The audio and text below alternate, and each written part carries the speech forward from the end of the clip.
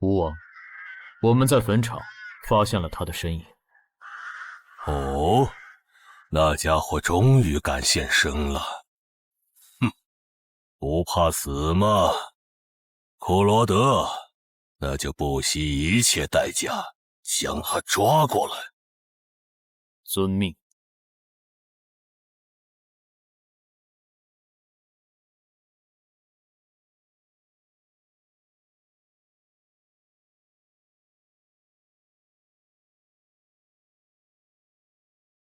是不是打败你，才会放过我？那看来是没谈拢了。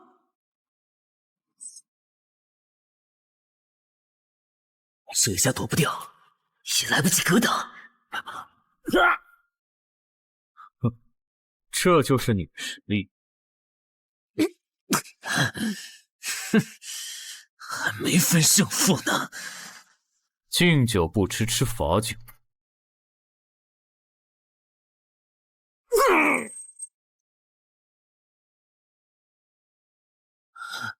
认输吧。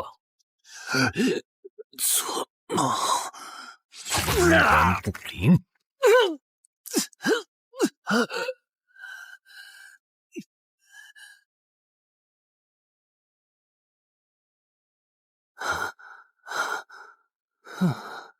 还好只是梦啊！等等，啊！这地下城入口竟然真的刷到我家里来了！2030年，世界各地相继出现地下城入口，入口无法被破坏，但攻略地下城可以使其关闭。如果未能在规定期限内攻陷地下城，那么该地下城入口将翻转，地下城内的怪物将涌入这边的世界。冒险者周刊报道显示，误入地下城并存活的人类将成为冒险者，人均千万富豪。对普通人来说，冒险者就是一步登天的门票。所以你过去3年的冒险家生涯，为你赚取了超5亿的财富。当然，对于刚刚成为传说级冒险家的我来说，这只是个开始。但少有人知道，每一位高等级冒险者的背后，都有许多普通冒险者和无辜平民的牺牲。而我们的主人公陈海，恰好是知晓这一秘辛的少数人。你还真是给我出了个大难题啊！能让人一夜暴富的地下城，可对我来说也没啥用啊。毕竟我又不缺钱，而且我记得地下城的死亡率好像很高，搞不好我会死。要不把它上交给官方冒险者协会算了。谋杀捣乱。但放这也不是事啊。这样，我先瞅瞅这地下城啥类型。要是死亡率低，我就自己搞定；真搞不定的话，再搬家，然后报警。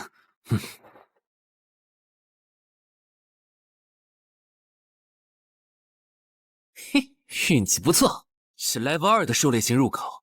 地下城入口的等级可以靠入口的规模判断。陈海家的入口太小，只能是入门级。你好，有您的快递。来了，是你的快递，在这签字。好的。说起来，小哥你该不会是发现了野生的地下城入口吧？不然为什么要网购锁子甲？完了，不会暴露了吧？我玩全甲格斗的，之前的防具换，打算换新的。怎么了？有问题吗？没问题，我就是随便问问。感觉这人很奇怪啊。还好我伪装的不错哈。不过这个箱子会不会有窃听器啊？还好没发现窃听器。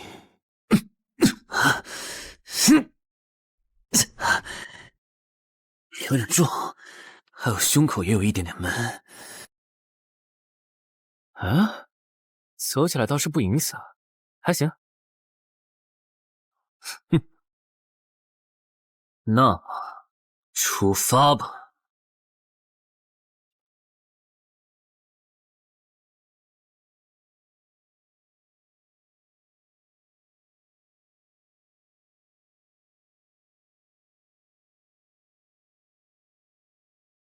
啊，不是地穴地形吗？那看来我的首战对手大概率是豺狼人了。好耶，这套锁子甲没白买。哼，说起来，新人进入地下城后会激活冒险者面板，我的呢？来了。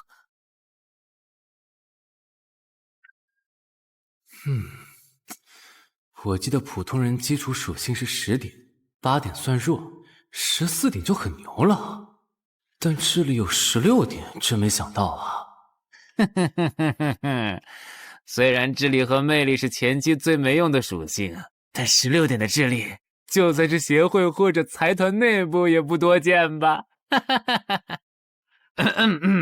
膨胀了，膨胀了，冷静冷静，看一下地下城的脱离条件吧。脱离条件：杀死任意一只潮汐鱼人。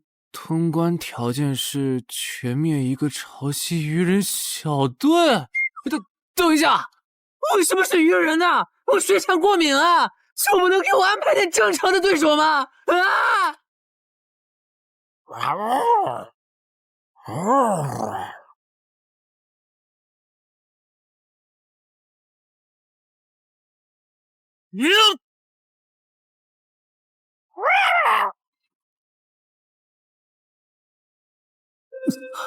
不是吧，这都被躲过去了。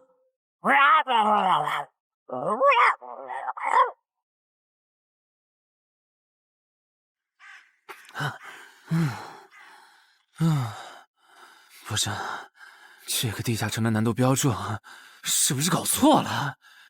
一个落单鱼人就能把我打得差点翻车，如果遇到满编的鱼人小队，我岂不是要就地归西？啊，等级增加了2级，菜鸟！我的称号我与潮汐鱼人五五开，这玩意儿侮辱人是不是啊？算了，今天就到这里。还是等我请个健身私教，把基础属性练上来了，再来挑战这个地下城吧。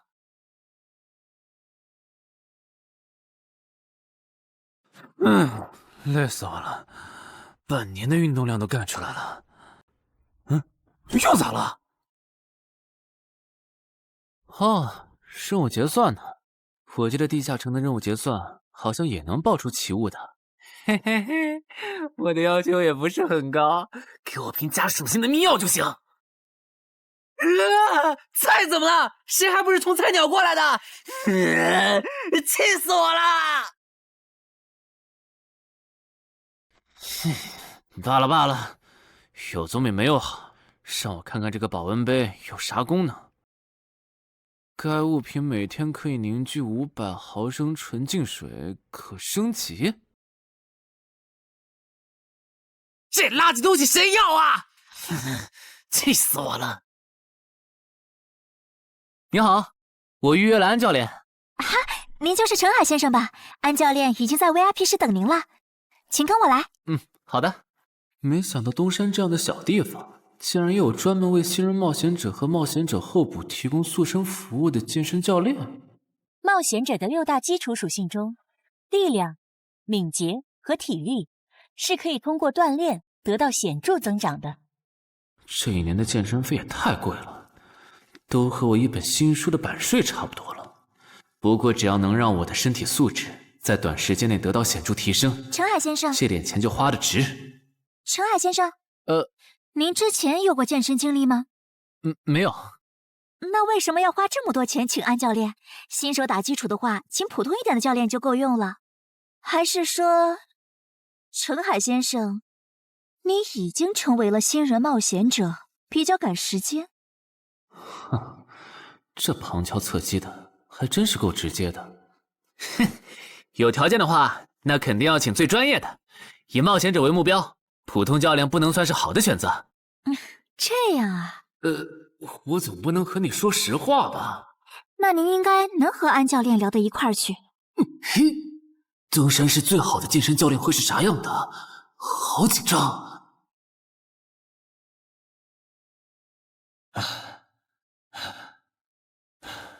啊！和我预想的完全不一样。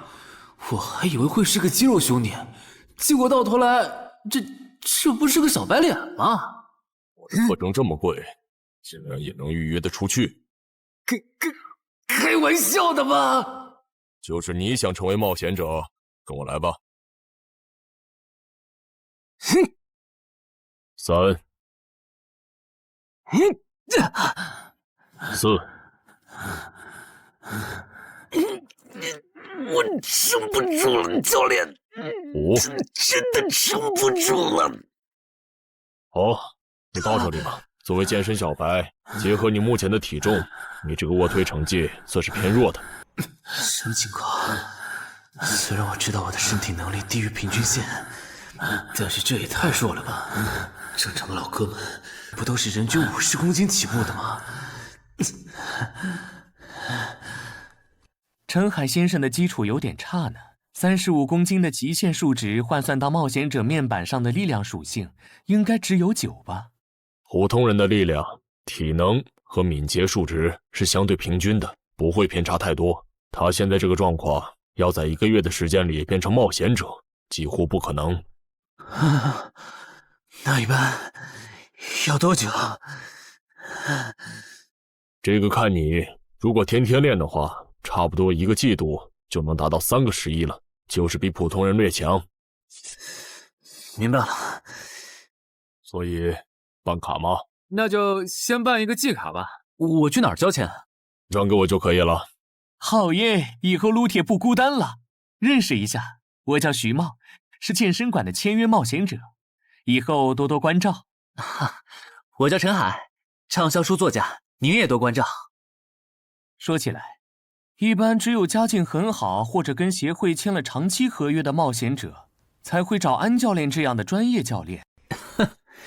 因为我不缺钱呀，我写畅销书赚的钱，在东山又花不完。既然以冒险者为目标，那肯定就要找最好的教练，打最牢固的基础。原来如此，我还以为你发现了野生的地下城入口，并且已经成为冒险者了呢。作为前辈，我得教你一些冒险者之间才流通的基础常识，免得你以后被人坑了。冒险者首次下地下城时，表现好能得个称号，带不带都行。要是带了会有加成，但也会被其他冒险者拎着。有些专找低等级地下城入口的猎人，就爱顶着称号在可疑的人边上晃悠。要是被怀疑的人被称号吸引，表现不自然，那猎人就知道这人是冒险者了。接着只要跟着他，就能找到野生地下城入口。啊，这样吗？真是学到了。没啥反应，看来他真不是冒险者，就是个有点钱想当冒险者的弱鸡作家，那就没价值了。幸亏我先和抄袭任务5开这个称号太丢人了，没装上，不然今天肯定暴露了。安哥那边应该已经快拟完你的健身合同了，咱们过去吧。好的。国内有名的畅销书作者，还是专门写冒险者题材的。怪不得他有财力和动机买我的课。而且他对课程的学期也没有明确要求，不像是发现了野生的地下城入口需要快速通关的样子。确实，陈海是冒险者，或者他发现了野生的地下城入口的概率确实很低。这样，如果徐茂带着他回来的时候，他的注意力没有放在我的头顶，那就走正常流程吧。如果他有异常，那就别怪我了。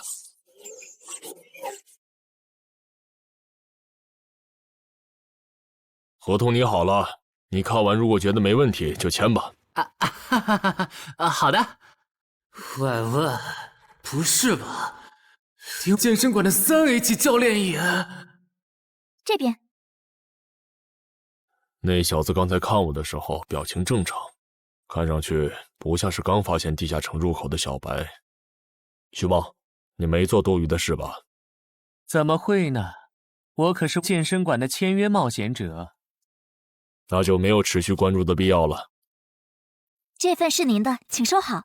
等下安教练会带您做体能测试。好。停吧。和我判断的差不多，你的体能也偏弱。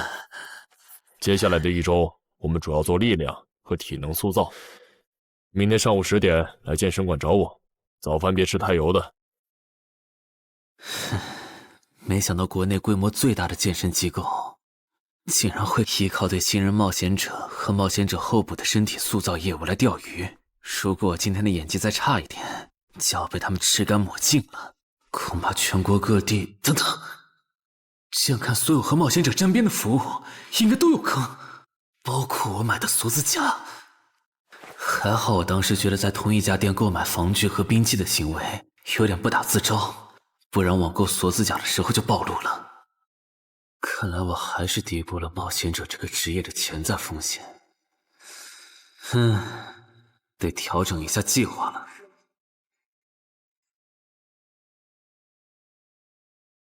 针对低等级冒险者的坑到处都是，今天运气好避开了一个坑，但我总不会每天都有这么好的运气吧？只能冒险来地下城提升冒险者等级了。这次的脱离条件是鱼人眼珠吗？对了，不知道昨天那只的眼珠可不可以？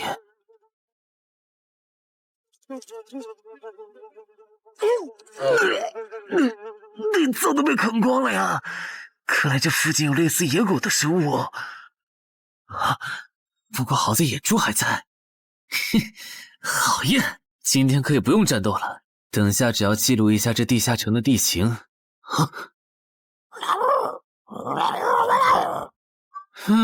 鱼人呢？我还以为是什么呢，吓我一跳。只是一只落单鱼人的话，我根本一只还好，2只我肯定打不过呀！快润！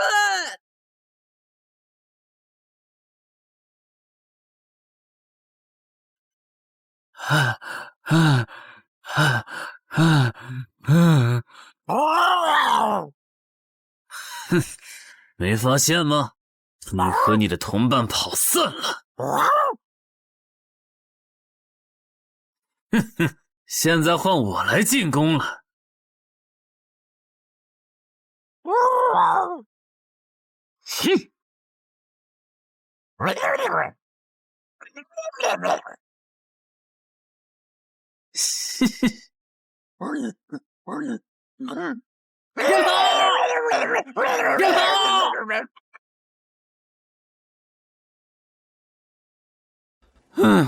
累死我了。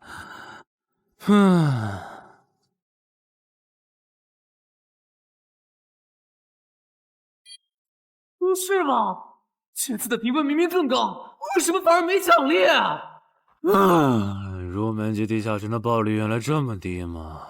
不过如果其他冒险者也是这个情况，那么他们是怎么赚到钱的？还是说有什么常识是别人知道，但我不知道的？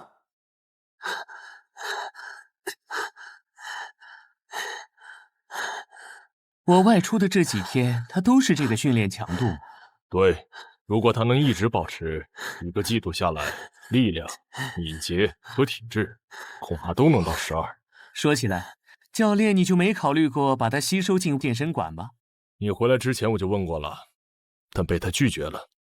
他想通过黑市的路子成为冒险者，然后当独狼。陈海，你打算今年就成为冒险者？能尽早成为冒险者，肯定要尽早。拖久了，以我的财力恐怕就上不了车了。毕竟时间越往后，冒险者名额的价格也就越贵。倒也是。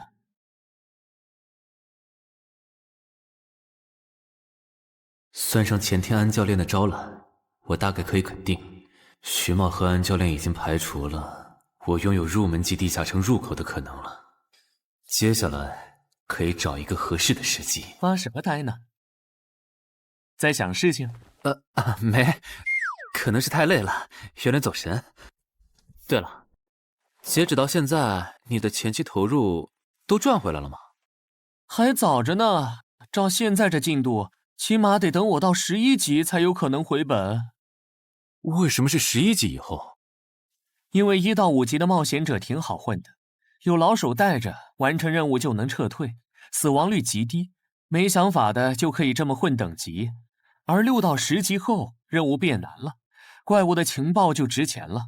上阶段的混子在这阶段就去收集情报，死亡率虽然变高了，但还能接着混。只有到了11级，地下城的难度提升到混都没法混的时候，才是我这种冒险者开始盈利的时候。这个阶段的冒险者对实力的提升最为迫切。装备、奇物、技能书，一切能提高生存率的东西都能卖出很高的价格。不是，我不明白，11级后的地下城那么危险，为啥6到10级的冒险者不提前准备？不提升有很多原因，一是官方不管民间冒险者攻略地下城的事，好多冒险者到11级就想退回去过正常日子了。二是地下城的东西只能让一小部分冒险者在精英地下城混下去。11到15级赚得多，但风险也大，而6到10级有人光靠收集情报和做后勤就能回本了，所以他们也就没必要冒着生命风险去11到15级这个阶段打拼了。原来如此，所以冒险者在6级，不，在更早前就已经完成分流了。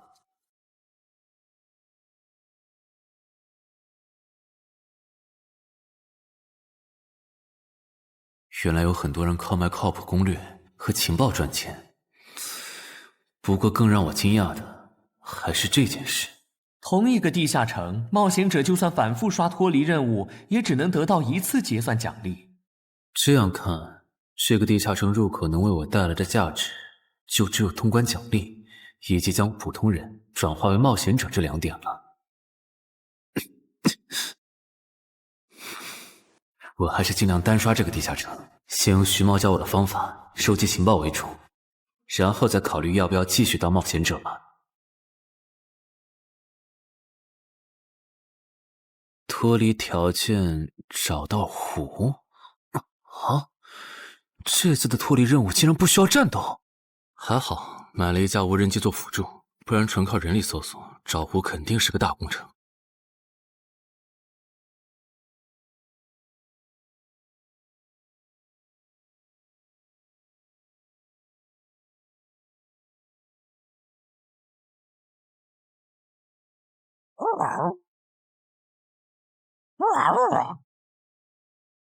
这是什么？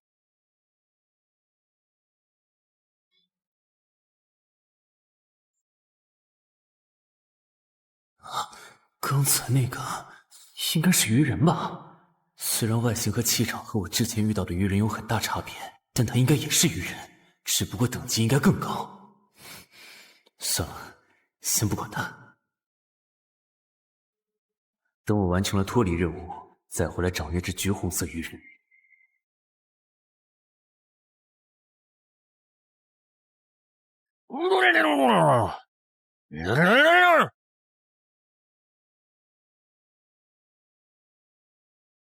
找到了！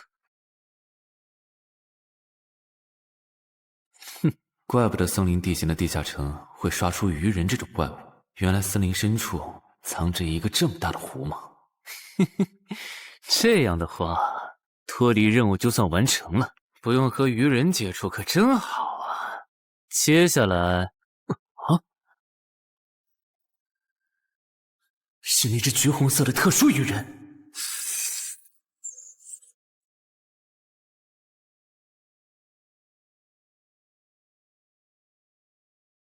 幸亏我刚刚反应快，不然可就重伤了。不过我新买的无人机的遥控器，我的心在滴血啊！不对，现在不是想这些的时候。这只鱼人的速度太快了，我必须迅速对待。啊！1只、2只、3只、4……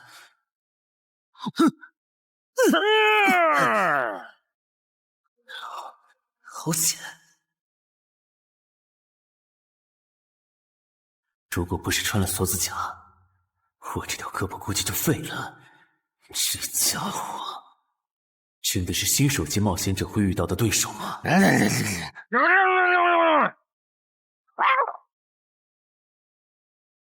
如果只是和这只橘红色鱼人单挑也就算了，关键我还得抽出一部分精力来处理身后这几只杂兵。不管怎么看，这个地下城的难度绝对超纲了呀！要不，好吧。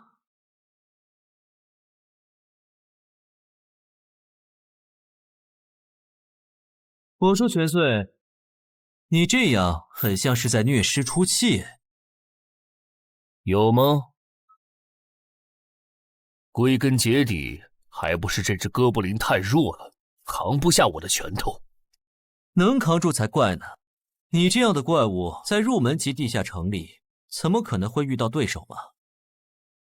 有的哦。如果我能遇到传说中的 bug， 只要能从他们手底下活下来，我就能拿到补偿奖励奇物升级券。到时候我成为传说级冒险者，就更有戏了。奇物升级券和它的获取方式，无论怎么看，都只是博人眼球的谣言吧。脱离通关任务重置了，在高战力异常鱼人个体的追杀下活过3分钟，任务完成后将得到额外补偿，奇物升级券。不是吧？我都准备逃命了，你给我整这个，要玩死我吗？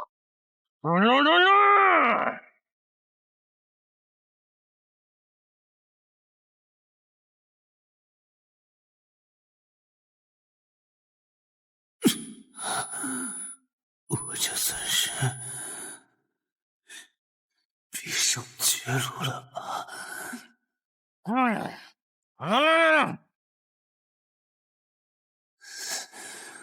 早知道当初就不该成为冒险者，好好当个畅销书作家不好吗？是的，虽然我怕死，人怂又不能打，但我的冒险人生也不该止步于此。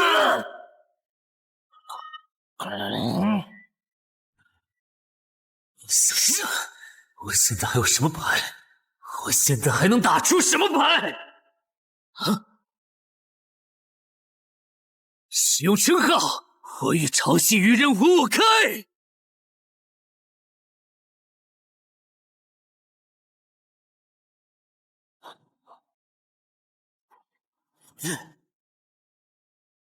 身体变轻盈，力量也变强了一点。不止如此，这些鱼人的动作也变得迟缓了许多。我的动态视力也加强了吗？能行，现在的我能行。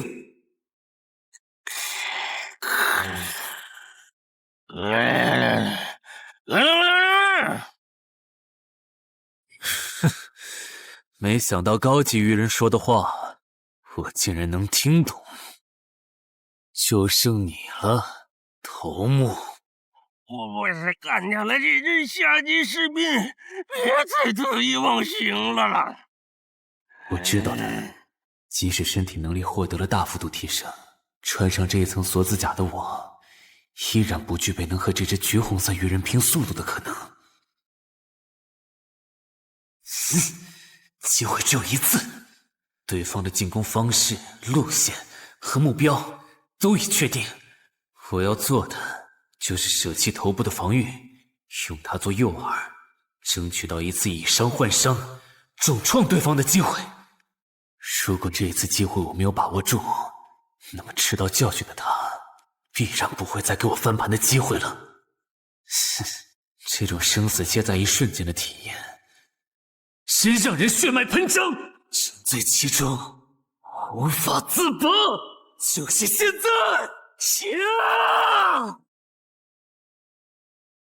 我这不是挺能干的吗？我不可能这对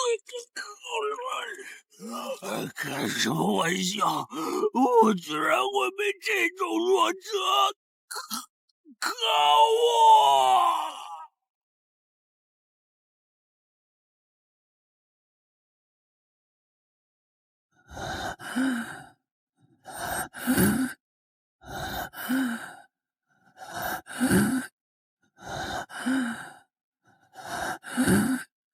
这下总不能还判定我是菜鸟了吧？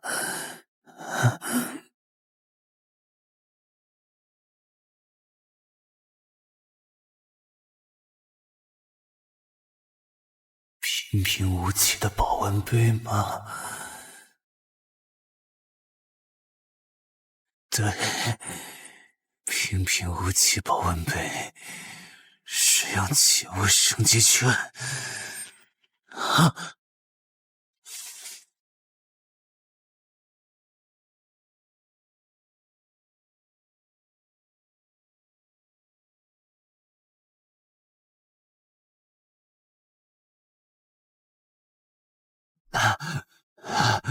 活过来了！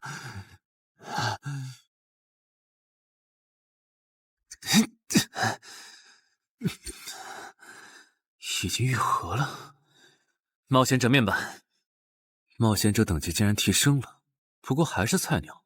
哦，感知也提升了一点，还获得了一个新称号——至死地而后生。哼，倒是个意外之喜。再看一下通关任务重置后变成什么了。挑战等级上升了，脱离任务刚刚也完成了。不过这通关任务，捣毁潮汐鱼人的孵化池吗？算了，这个通关任务明显不是现在的我能处理的。溜了溜了。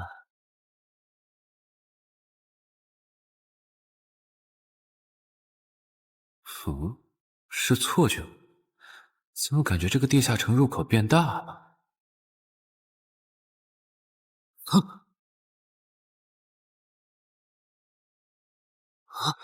等级不足，这个地下城升级了。这么看来，我刚才完成的脱离任务，其实来自更高等级的地下城。怪不得任务难度提升了那么多，脱离任务掉落的奖励这么丰厚。隐藏指引。我没记错的话，论坛上有个大佬，好像一直在强调这个东西的稀有性和重要性来着。哼，那必须要转职啊！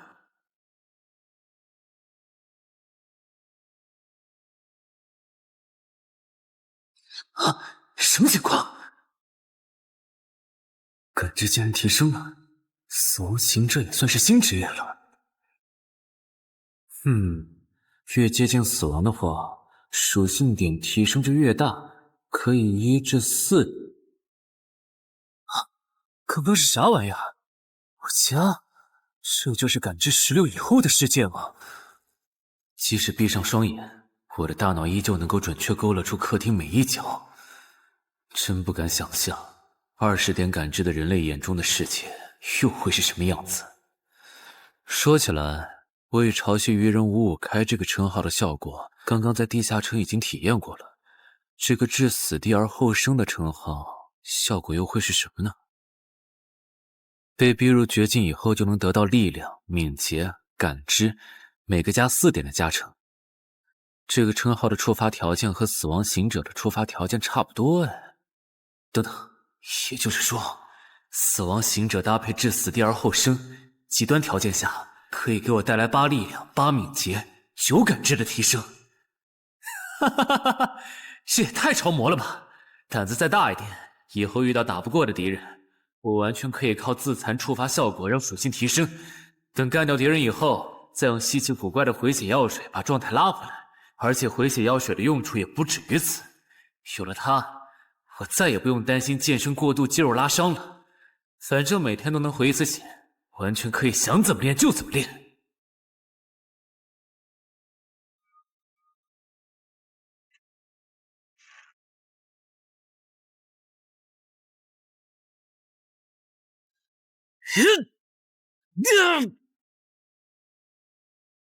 真惊人！只用了不到2个月，就达到了正常人要用1年才能取得的成果，至少有16，甚至都有可能17或者18了。陈海还在练呢。啊，恭喜啊！你现在的力量、敏捷应该已经到达12点了。以你现在的身体素质，准备充分的话，是完全有能力完成新手级地下城的脱离任务的。真的不考虑加入健身馆，成为这边的签约冒险者吗？我可不想当一个会被合约束缚的冒险者。那真是太可惜了，我还以为能和你成为同事，以后一起攻略地下城呢。不是同事，也能一起攻略地下城啊。对了，我打算从散人手里购买冒险者名额，这方面你有什么忠告吗？忠告吗？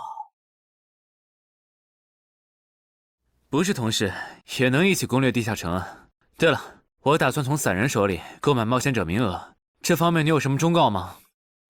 忠告吗？那我推荐你去找散人联合。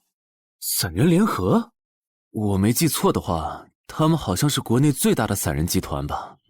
对，如果你想走黑市的路子，购买冒险者名额，那么我只推荐你选择由散人联合提供担保，或者他们自营的低等级地下城入口。为什么？我感觉找独狼冒险者明显更好啊，省钱又省力。因为涉及到冒险者名额买卖，无论买方还是卖方，其实都存在巨大的交易风险。卖家怕遇到伪装成萌新的入口猎人，买家怕交了钱对方不办事。但有散人联合的介入就不一样了，虽然他们的佣金很高，但是作为冒险者资格、地下城相关产出生意的龙头，他们为买卖双方提供的契约书还是很值得信赖的。原来如此。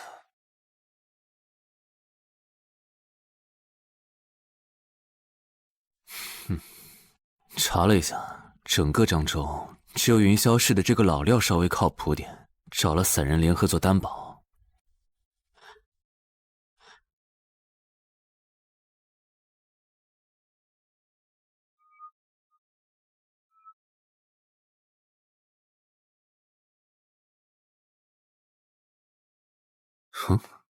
这边，云霄老司机，没错，你就是爱写作的东山市民吧？你好，就差你了，快跟我来！签完契约书以后，我好带你们去地下城。好了，契约的内容分3项：一、交易完成前尾款将由我方承担；二、双方都不能做出违反安全协议的行为；3、不能向任何人暴露此地下城入口的具体位置。诸位对契约内容有疑问吗？没有。没有。没有。那么契约成立。手臂在发光哎！哟，好神奇啊！好了，我的工作完成了，希望以后还有机会为诸位服务。等下大家再跟我走一段路，我带你们去地下城入口。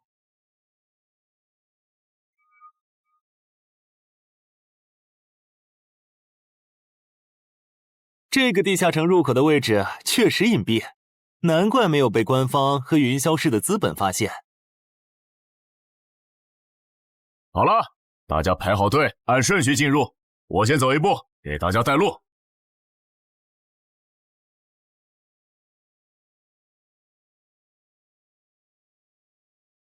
这批新人怎么样？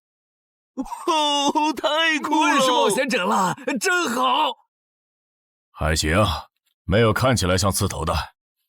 那就好，等会儿记得我们之前说的。卖家原来有2位吗？好了，大伙儿看向我这里，学着我的样子对空气喊：冒险者面板！冒险者面板！大家可以在冒险者面板的个人信息栏查看到自己的基础属性，往下滑动，可以在任务栏查询任务。不是吧？我的基础属性原来这么低的吗？冒险者面板上的内容只有冒险者本人才能看到，所以不用担心个人信息暴露的问题哈。麻烦大家把你们的脱离任务报一下，我这边做一个整理。任务吗？女妖？这个物种，论坛的入门级地下城怪物图鉴里好像没有。这个地下城有问题。这个地下城该不会和我家里的那个一样，存在某种致命的设定吧？基于幸存者偏差，如果一个入门级地下城的怪物没有被收录进论坛的新手常见怪物图鉴，那只有2种可能：要么它确实很罕见，要么就是遇到它的冒险者基本都死在地下城里了。警告！警告！此人违反了安全条例，未说出正确的脱离任务。那个眼镜男说谎了？不是吧？这才哪儿到哪儿啊？就有人触发安全条例了？你听我解释，肯定是他出 bug 了。契约师的契约当然不是绝对的，但对你这样的菜鸟来说，它是不会出问题的。你的脱离任务绝对不是采集高价值草药，你骗了我们。他刚进冒险者圈子，不懂规矩，做错事也情有可原。您大人有大量，再给次机会嘛，是不是啊？对，再给我次机会吧。下不为例。大家再说一遍自己的脱离任务哈，这次别搞错了。我的任务是找到湖中女妖，我是聆听女妖之声。我的是凝视女妖10秒。我的也是找到女妖。接下来我会带大家去女妖出没的林中湖泊，大家跟紧一点，别掉队哈。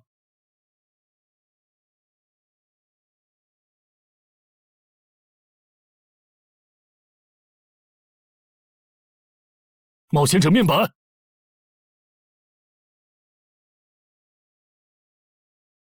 哎，他在干嘛？呼唤湖中女妖。他怎么知道这样做可以召唤湖中女妖的？这就涉及到商业机密了。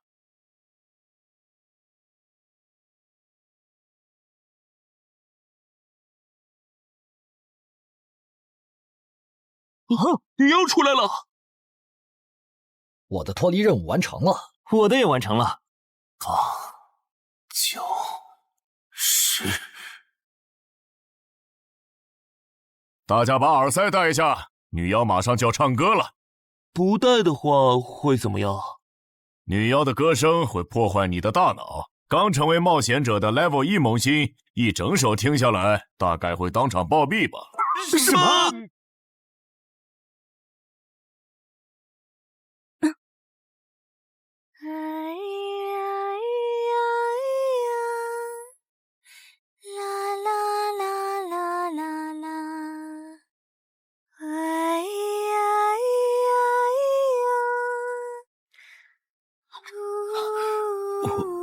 刘备醒了，就听了这一小会儿嘛。还好我戴了耳塞，歌声听得不真切，不然恐怕已经死掉了。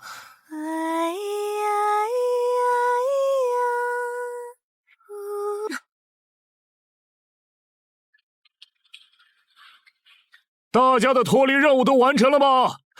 都做完了，那咱们就原路折返回去了哈。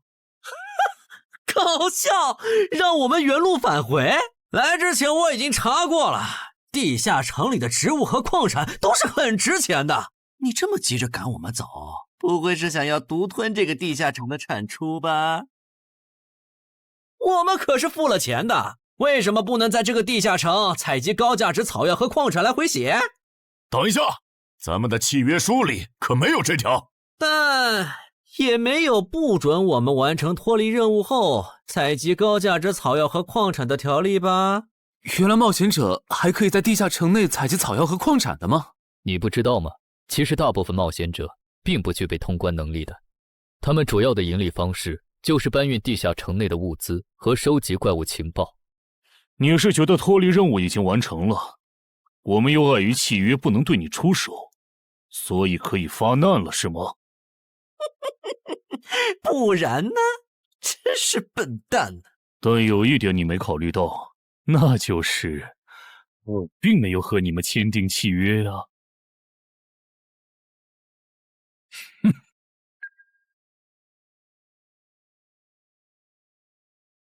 你们两个什么意思？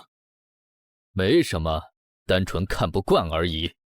我觉得这位朋友的理由其实挺合理的，只是一些药草和矿产，没必要那么计较吧。但是基于契约文书第1条的话，如果有人死亡，我们就拿不到尾款。你可以保护我们，作为回报，我们可以将采集到的一部分物资分给你。不好意思，我们并不想冒这个风险。真的只是因为不想冒这个风险吗？难道不是因为这个地下城藏着别的秘密，你们怕我们发现它吗？我明白了，你不是新人冒险者，你是奔着通关任务来的。老六，你应该能感受到吧？咱们之间谁更强？可恶！地下城让给他们，我们走。啥？你等等我呀！他们为什么就这样走了？这不很明显吗？这2位帮我们说话的朋友，其实是比那2个人更强的冒险者呀。过奖，其实强的不是我，是我的这位朋友。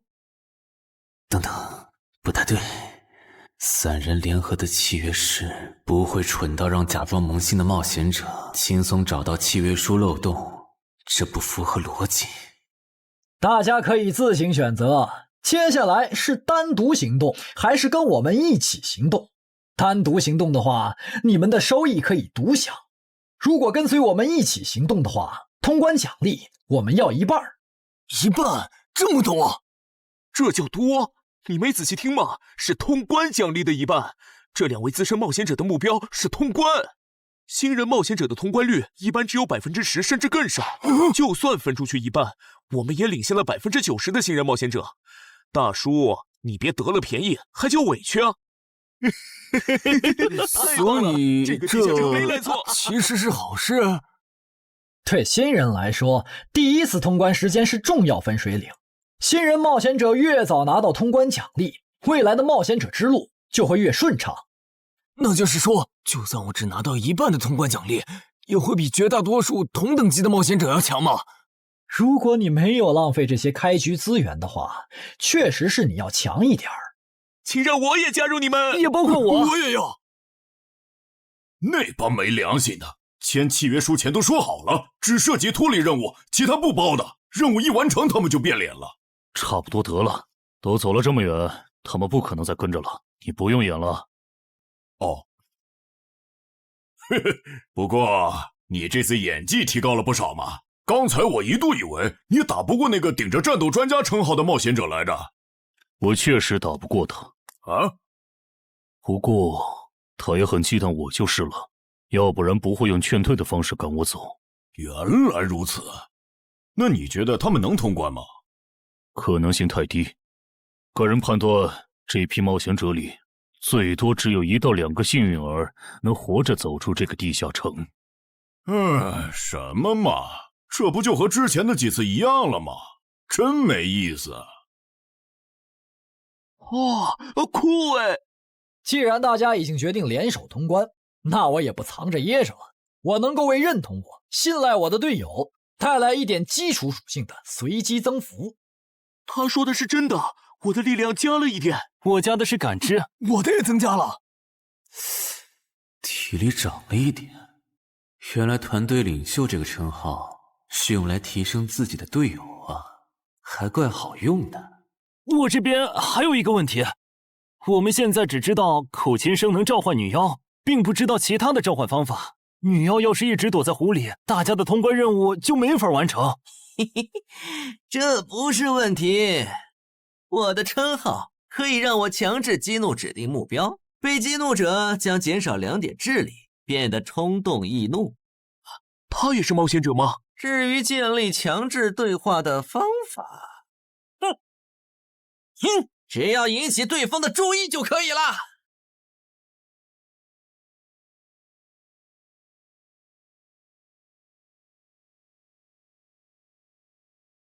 蠢货，你过来呀！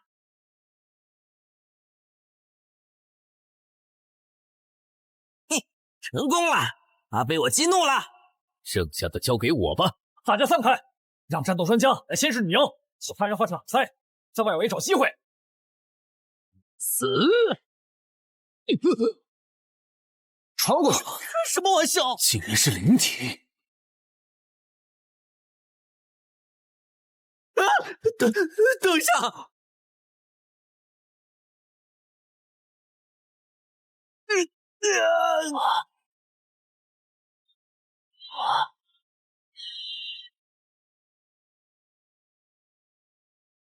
还好有2-3，只是鼻子出血。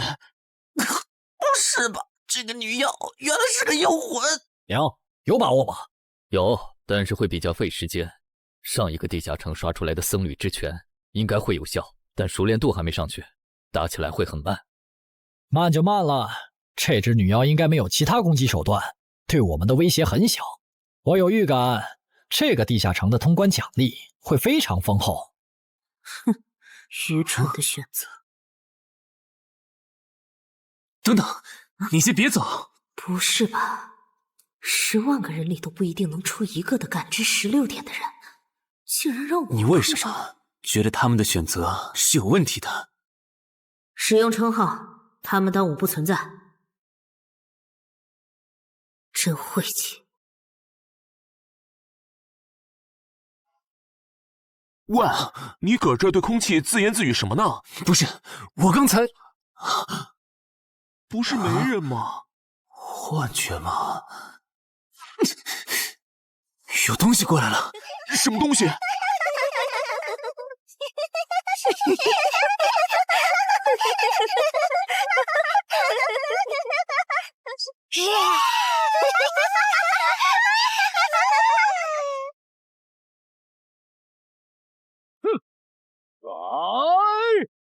哇！有效果了！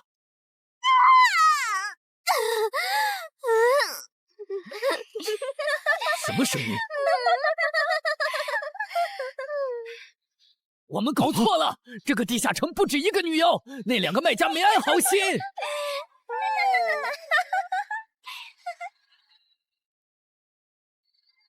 不是吧？这也太多了！不行，这个数量2-3已经没用了。还傻站着干什么？跑啊！为什么总是让我遇到这种事？天河子爷那时候是，现在还是。看在你老婆和女儿的份上，我觉得应该放过你。谁叫我最喜欢看别人抱憾终身，活在憎恨和痛苦中的样子呢？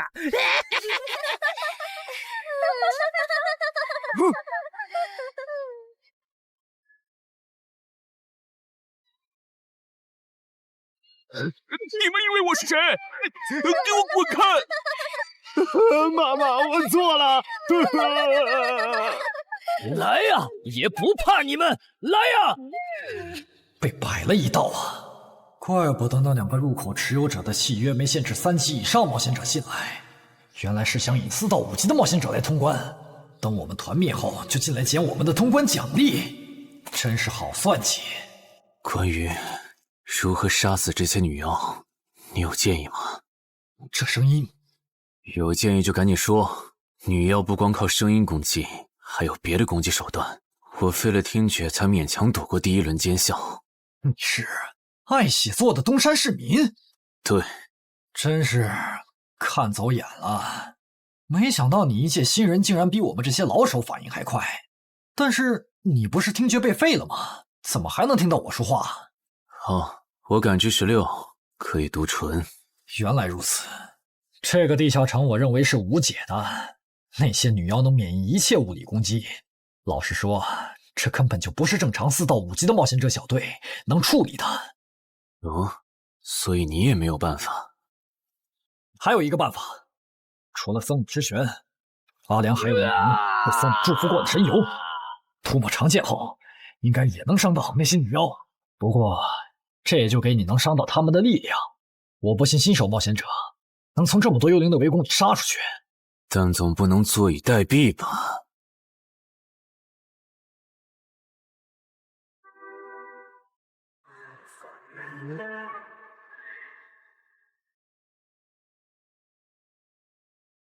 至死地而后生。能听到吗？我问过你的同伴了，他跟我说，要通关必须从你那里拿到对僧侣祝福过的神油。通关吗？能帮我拿一下吗？不好意思，我眼睛瞎了，恐怕没办法操纵冒险者面板取出你要的东西。这样啊？不过我还有一个办法可以让你得到它。什么办法？你干什么？就是以死后掉落的形式让你获取。其实我也不是非要那管油杀人夺宝不可。20点的敏捷足够我甩开女妖逃出地下城了。我就是想试试能不能通关。虽然无论怎样，你都不可能活下来。喂，真的很吵啊！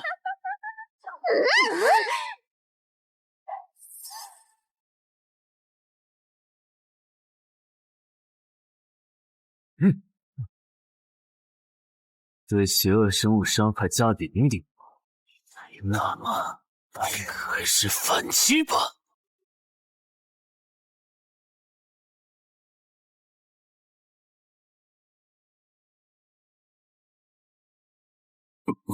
好像有人从里面走出来了。哪有人啊？你看错了吧？不是，我真感觉到了。果然，他们那不能攻略的地下城设陷阱，引同等级冒险者来做通关任务，把人坑死在里面，接着捡掉落的东西，或者等冒险者重伤出来就杀人夺宝。户主的儿子应该就是这么被害死的。石斧秃鹫是指利用高难度地下城坑杀同等级冒险者，然后拾取对方掉落的堕落冒险者。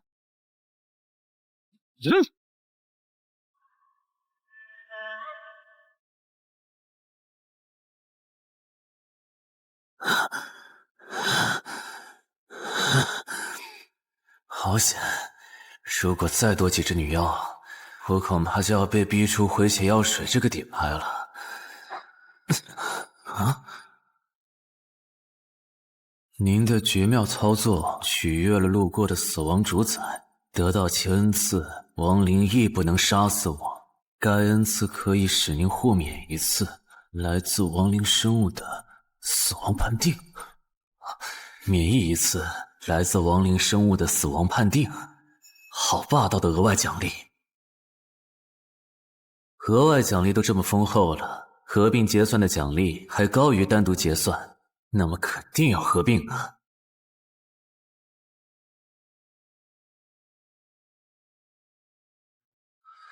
哼，果然，除了稀有级奇物和新称号以外，还给我报了2个专属技能。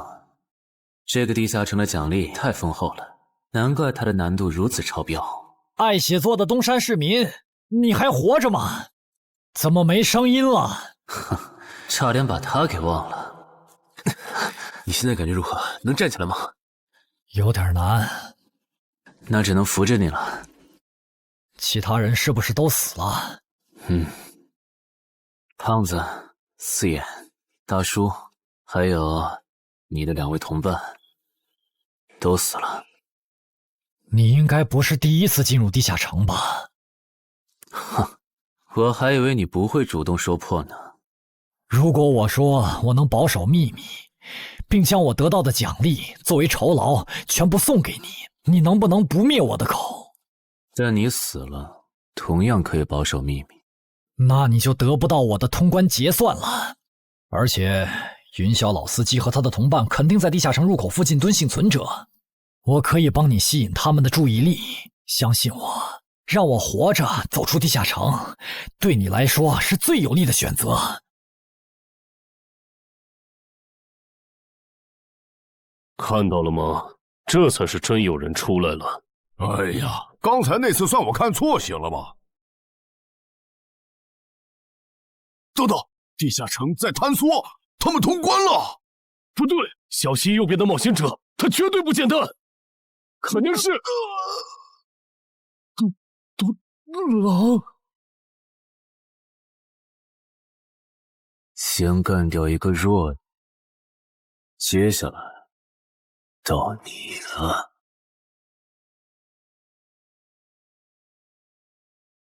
宗山市民，你好大的胆子！不是吧，不是吧？不会真有人觉得自己坑完人不会被报复吧？呵呵，这么霸道的吗？闭嘴！哎呀，我好怕呀！你这家伙找死！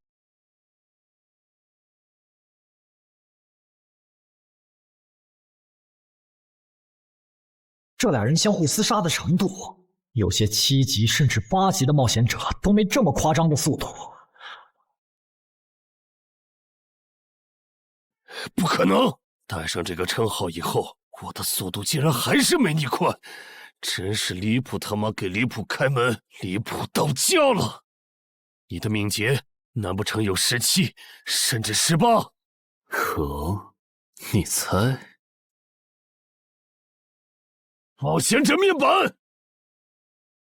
哼，不比速度了。不比了。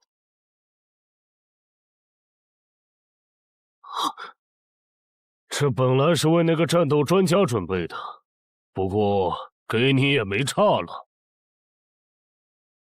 好好感受一下我从黑市高价购买的变种蜘蛛毒素吧！什么嘛！你这毒抗完全不行啊，比普通人还差！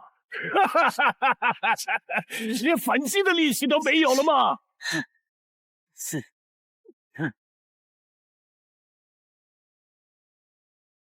太慢了，太慢了！你这样是伤不到我的。哼，蜘蛛毒，这就是你为我们准备的手段？怎么样，喜欢吗？作为7级地下城蜘蛛滴血的特殊产出，可以极大的削弱低等级冒险者的力量、速度和体力。迄今为止，因为他而败在我手上的5级冒险者已经有4个了，而你将会是第5个。然后呢？你应该不只准备了这点手段吧？全都亮出来吧！哼，不会吧？难道这就是你的全部了？当然不止这些。佩戴了毒素携带者称号的我，呼出去的气体、身上的汗液和血管里的血都是带毒的。和我僵持的越久，你中的毒就越深。这战术太吓人了，在6级以下几乎是无解的。我明白了。是我高看你了，我还以为你藏着什么大招呢。关闭技能，与死亡共舞。不可能！你怎么还有这么快的速度？你猜？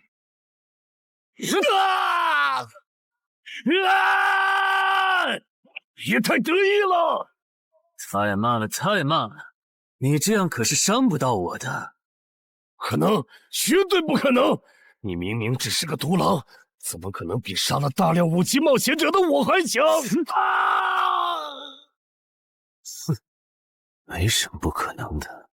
在舒适区里泡着的你，永远也看不到与死亡同行之人所看到的风景。但是，捏死的往往都是会水的。散人只有劣势更弱小的散人，才能积攒出大量的财力和武力。我的路才是正确的。对普通人来说，或许你才是对的。不过，在我看来，与死亡同行之人，如果走到了极致的话，未必不能超越死亡。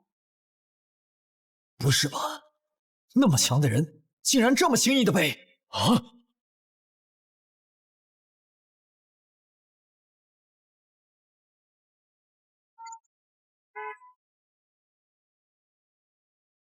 你这运气也太差了吧！徐茂，你怎么来了？来看你啊！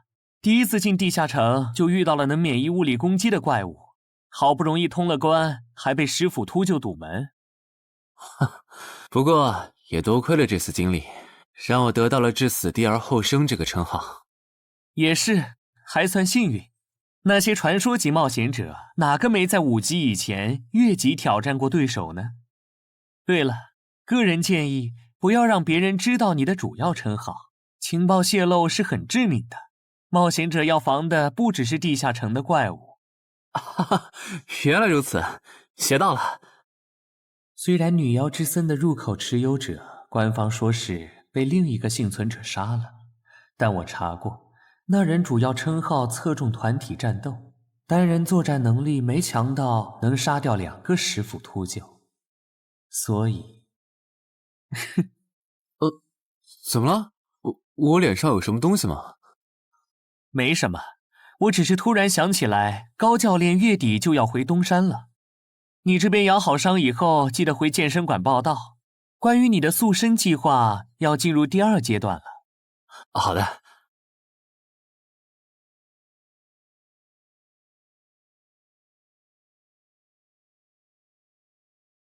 你不打算做攻略型冒险者了？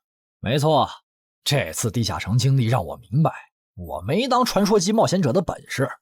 与其在这阶段的地下城拼命，还不如到6到10级的地下城多弄点钱，然后就隐退。哎，不过你和我不一样，你有成为传说级冒险者的潜力，但前提是你得改掉独狼的习惯。为什么这么说？独狼玩法在10级前的地下城能提高任务结算评分，多拿奇物、称号和技能，但11级到15级的地下城难度大增，光靠个人根本过不去。如果你想成为传说级冒险者，10级前就得组建自己的攻略团队，不然在11级到15级时，要么会掉队，要么就会被官方财团收编，就没机会再往上提升了。团队嘛，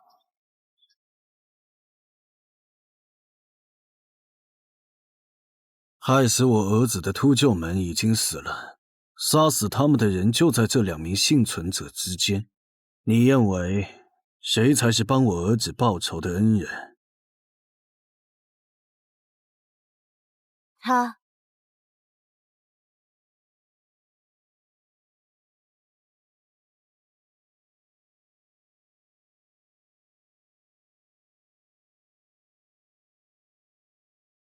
陈海，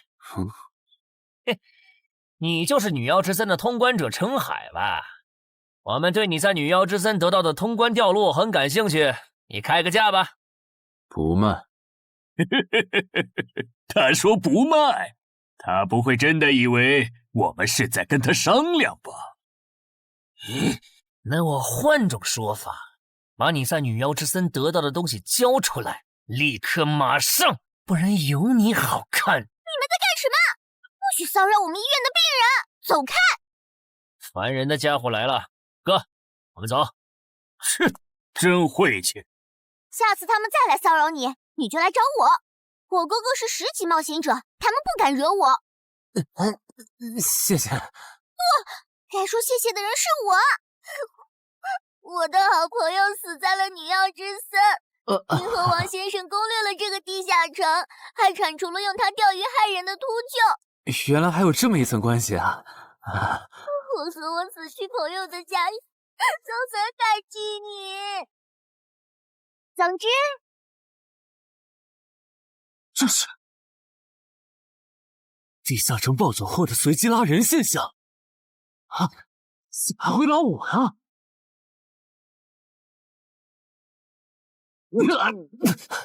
突！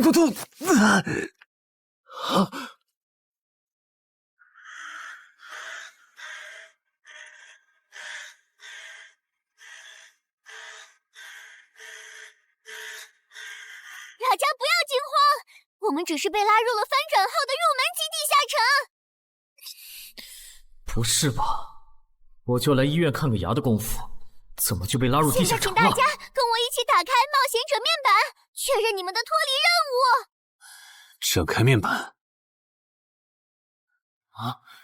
5级的生存类地下城，哇，这次可能要死很多人。什么？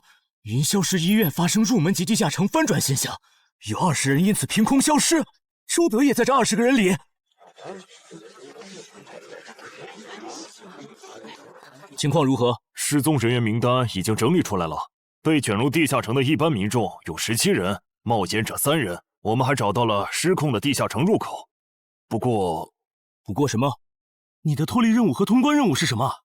消灭10具骷髅士兵，存活1小时。你的呢？我的也是。那看来大家都一样。老弟，咱们的脱离任务难度和他们的不一样啊。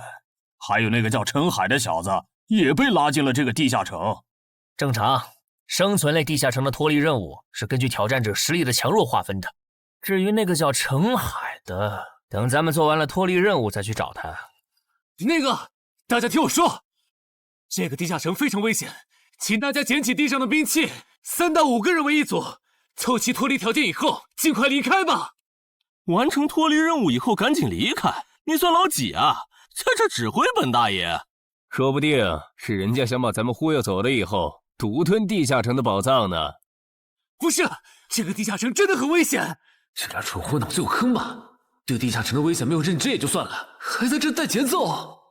这位先生是非常强大的冒险者，他前几天刚通关了一个难度非常高的地下城，还和同伴联手除掉了10府秃鹫。真的假的？就是锦城家园那栋烂尾楼，听说害死了好几10人。哦，想起来，请大家相信他的判断。这个护士干嘛一直夸我呀？好烦呐！不过好在效果还行啊，能引起这些新手的重视就好。等一下，如果这个地下城真的那么危险，那你觉得就凭我们这些普通人，真的有能力完成脱离任务吗？先不说消灭骷髅士兵有多难，就按你说的，3到5人一组去猎杀骷髅士兵，最后肯定是青壮年组队，老弱被抛下。请问，你考虑过被剩下的人的死活吗？有道理。分开行动的话，骷髅士兵听起来就很难对付。就是，那就死定了。很多人就是因为单走，才被地下城里的怪物杀死的。姐夫说的没错，被拉入地下城后，一定要拉拢人心，来拿到话语权，再利用话语权来强迫冒险者当我的保姆。能通关高难度的入门级地下城又如何？当你开始在意这些渔民死活的时候，你就注定得当我的保姆了。你们能信任我吗？那跟我走吧，我带你们去完成脱离任务。好的。谁允许你们走的？作为在场唯一一个有地下城攻略经验的冒险者，你难道不应该留下来保护我们吗？对呀，能力越大责任越大。我看他就应该帮我们把脱离任务给做了。对，送佛送到西嘛。第一，我不是官方冒险者，我没有义务来保护你们的安全。第二，不要对我道德绑架，不然我真的不介意走之前打断你的头，把你留在这里自生自灭。这人怎么这样啊？保护老弱不是最基本的道德吗？活该他不是官方冒险者，看来道德品质不过关。你们干嘛去？我觉得那个人说的很对，既然通关任务是存活1小时，那肯定是越往后越危险。对普通人来说，早点完成脱离任务离开这儿才是最优解。切，不走留着被你们道德绑架，免费当保镖吗？我们又不是傻子。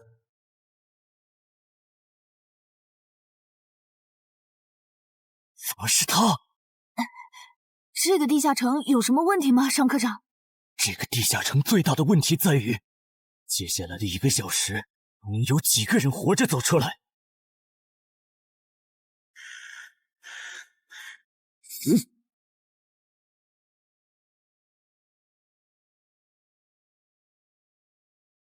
你们就学我刚才做的，用剑去砍那些骷髅士兵的颈椎。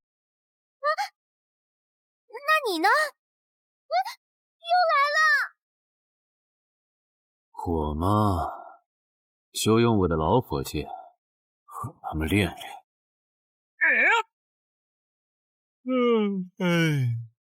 打完这批记得换班啊，老哥。好嘞。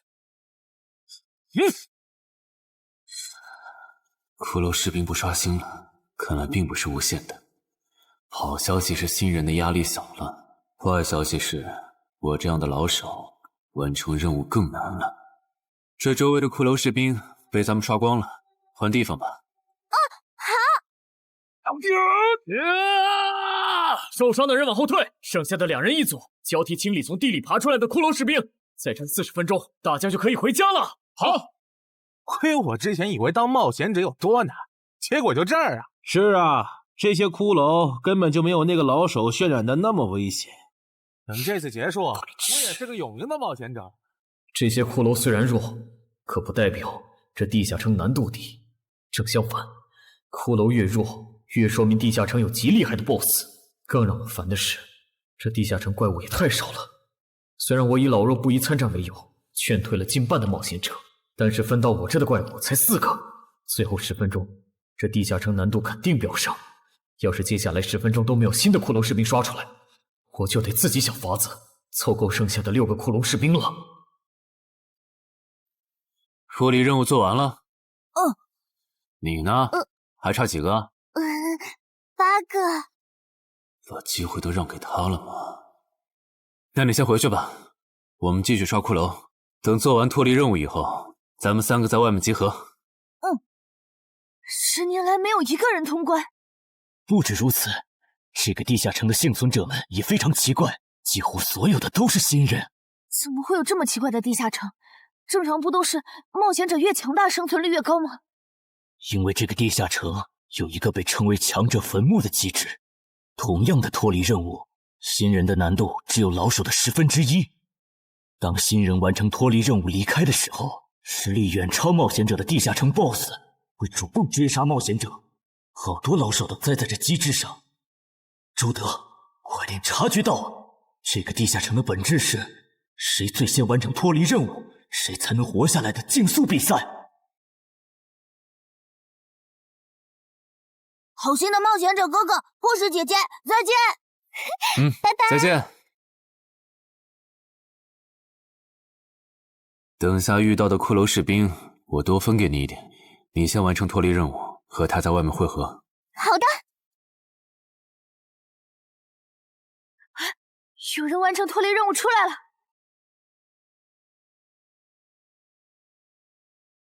怎么是小孩子？有人离开这个地下城了。这个第2阶段是什么意思？原来是这么回事吗？这个地下城的本质是竞速。吕明、王志勇，你们2个跟我来。老弟，有个人完成脱离任务离开了，是不是那个叫陈海的人呢？不可能，先不说他还带着2个累赘，光冒险者们要杀的100个骷髅士兵就不好找。那会是谁呢？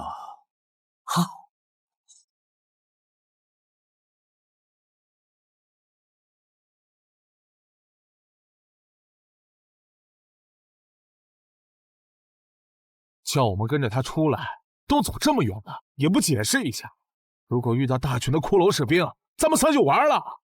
闭嘴吧，他这么做肯定是有原因的。你没注意到吗？他是看到任务栏变更以后才叫我们出来的。恐怕他比我们更清楚这个地下城发生了什么。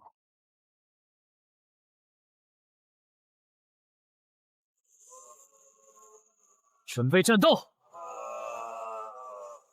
他们3怎么走得这么久还没回来？周德当初就不该气走那个冒险者。脱离了。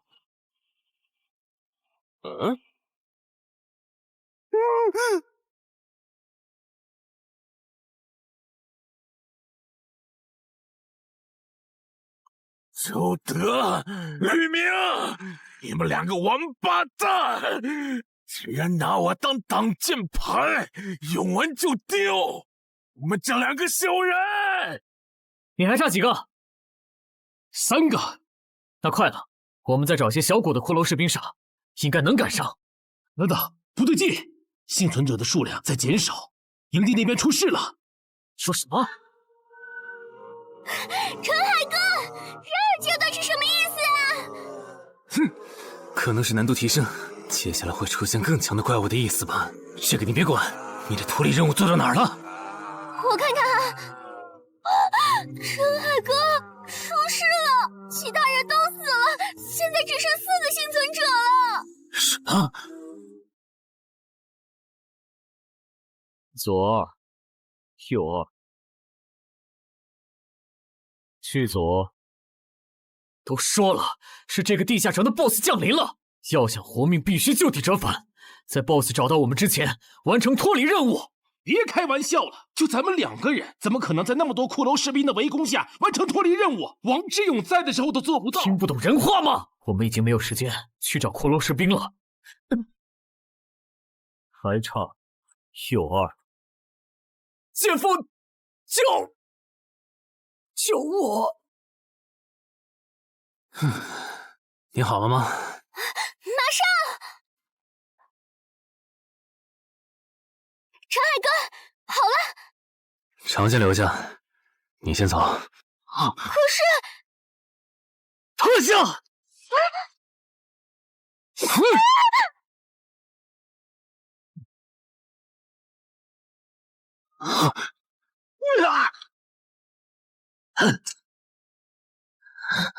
好强！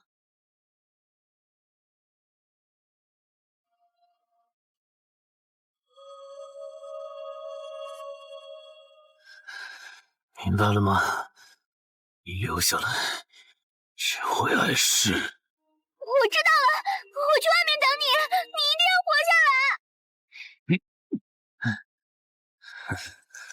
好了，现在只剩下咱们2个，我猜你是不会放我走的，最多。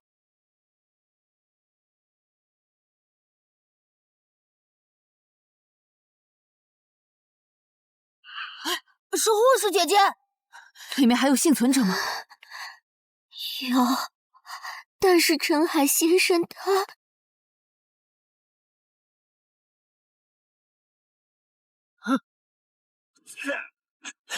好强！这样下去不行，速度和力量我都不是他的对手。就算能大概猜出他下一步动作，可因为一直忙着抵挡，一次出错的话就得死。要走！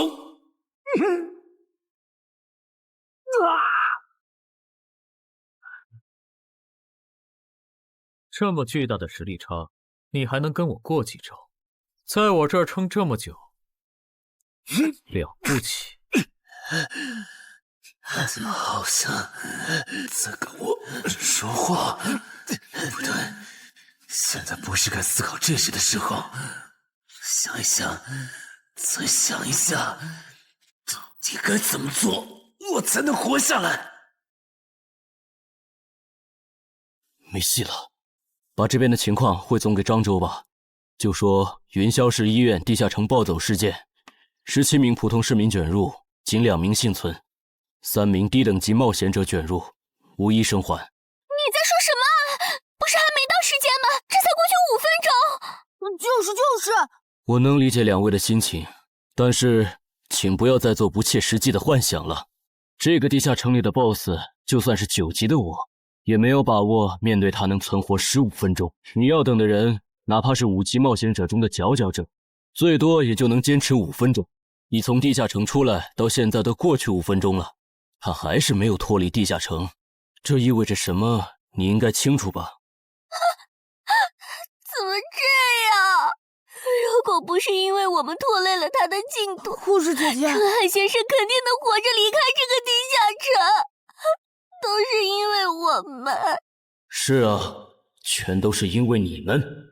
如果没有那个多管闲事的冒险者帮你俩完成脱离任务，周德才是最有可能活着离开这个地下城的人。我出去冷静一下，这2个新人的登记工作交给你了。那这个地下城入口怎么办？人都死光后，入口会在半小时内关闭，接着随机出现在世界某个地方。当然，如果你实在不放心，也可以盯到最后。好吧。哼，你合格了。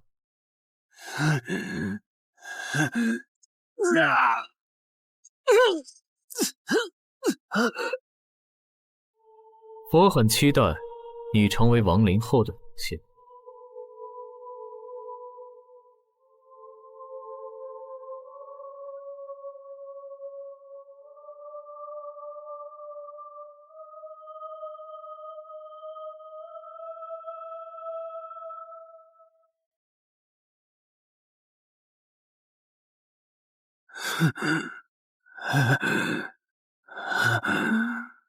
都赢了。对这个 BOSS 来说，完整的我更有价值。在他回来之前，使用死亡主宰的恩赐。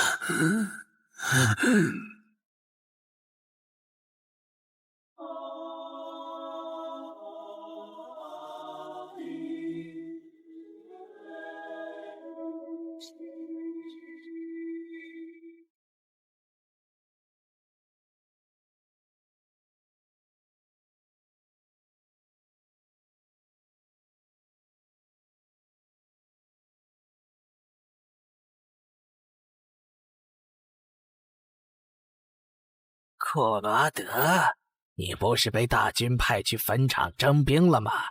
怎么回来了？切，白跑一趟！我还以为是谁激活了骸骨大军发出去的晚宴邀请函呢。我发现了一个有资格成为我们同僚的新人，让他从零开始太浪费了。我打算让大军把他变为预备役。同僚，坟场的冒险者最高才5级，这阶段的新人连合适的职业和称号都没确定，你就肯定他能跟咱一样成为传奇？他已经找到了合适他的职业和称号。这次真的太险了，如果不是那家伙主动走了，就算再给我一条命，我也完全没机会。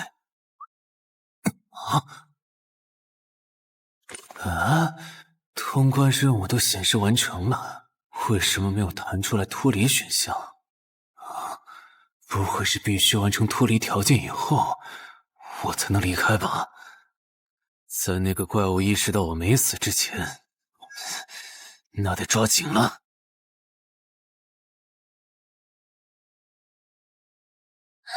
没有关闭，这个地下城的入口还没关闭，澄海先生还在战斗，他还活着。我去找尚科长。周德死在地下城里，他姐知道后一定会迁怒同期的幸存者。如果处理不当，尚科长，怎么了？慌张成这个样子？那个地下城入口没有关闭，结束的时间明明已经到了，但是他还在。怎么可能？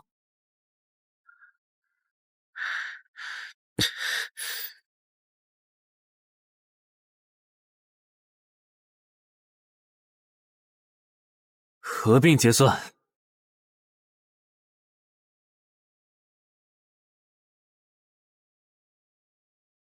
原来那个亡灵骑士叫库罗德呀。不过传奇级，坟场才5级，怎么会有这么超纲的 BOSS？ 说起来，这个地下城的 BOSS 强度这么高，以前真的有人通关过吗？哼！尚科长，你看，尚科长，这地下城暴走后，超过关停时间仍然存在，怎么会这样呢？有2个可能：一，被卷入地下城的冒险者完成了通关任务，但却没有完成脱离任务；二，地下城升级。一定是第一种，一定是不可能的。坟场很早以前就已经被世界冒险者协会定义为几乎无法被攻略级的地下城了。相比有人通关，我更相信是地下城内部发生了什么变化，导致地下城升级。有人出来了！是澄海先生，真的是他！哎呀，你们都在啊，担心死我了。如果因为我的原因，你没能不顺走去地下城，真的被他打通关了。我会后悔一辈子的。没那么严重吧？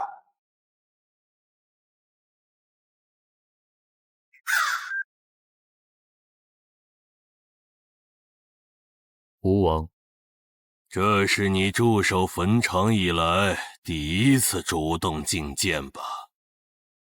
库罗德，你知不知道，就在刚刚，你成为了全球首个通关坟场的冒险者。首通？我？对，你要火了。坟场这个地下城虽然等级很低，但是在冒险者圈子里很有名气。你首通的经历应该会吸引到很多资本和散人工会的招揽，当然也包括官方。所以现在是招揽环节？是的，你在女妖之森和坟场的表现已经充分证明了你的潜力。像你这样的超级新人，整个冥省1年下来也不会超过10个。作为云霄市地下城负责人的我，当然不可能错过。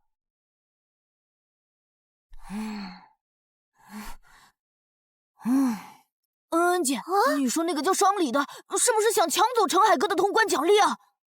要不然他为啥要拉着陈海哥单独谈话？应该不至于吧？我可不会那么没品。而且5级地下城的通关奖励，我根本看不上，好吗？哼，那可不好说。你不需要，不代表你家亲戚不想要。这死小鬼！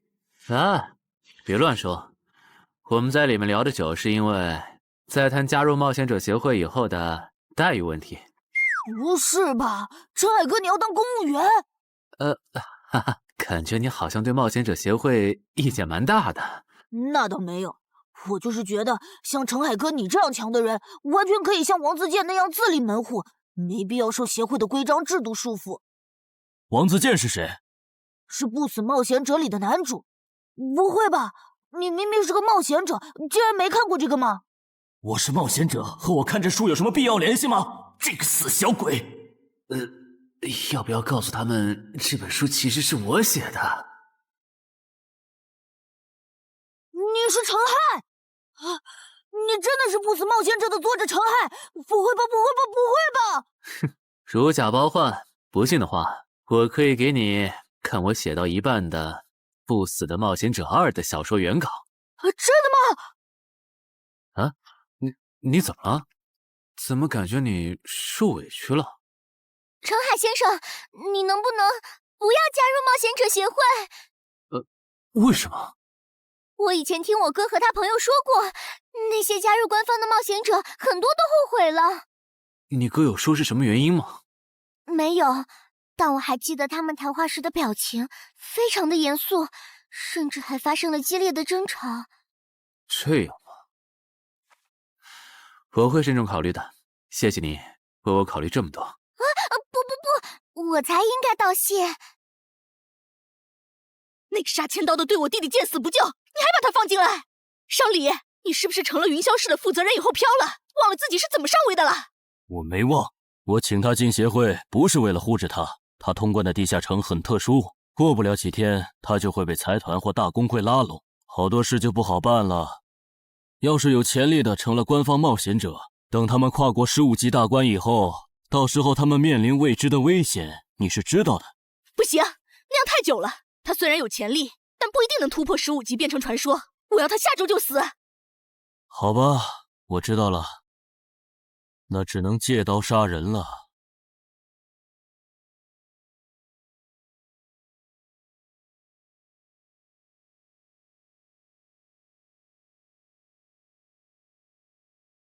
坟场？这个地下城的情报不是早就挖无可挖了吗？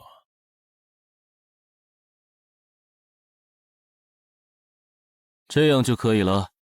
你确定？5级地下城的首通奖励对普通人来说不算什么，但对6到10级的通缉犯来说那就不一样了。要是澄海的情报到了黑市，不出3天，闽粤2省的通缉犯都会跑到云霄市，这样就能给你弟弟报仇了。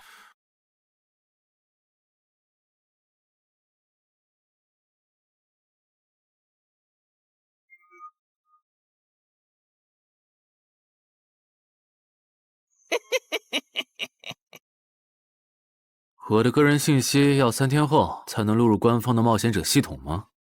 是的，我记得程先生你是东山人吧？要不我这边先给你安排一下暂住的酒店，这样你这几天就不用两边跑再折腾了。不用，刚好我要回东山办点事，那我3天后再来云霄。好的好的，那咱们3天后再联系。前提是3天后你还活着。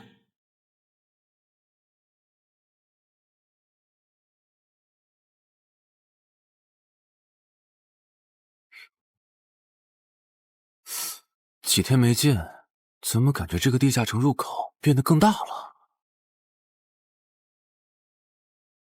啊！准入等级6级，也就是说，这个地下城的等级现在介于6到10级之间了。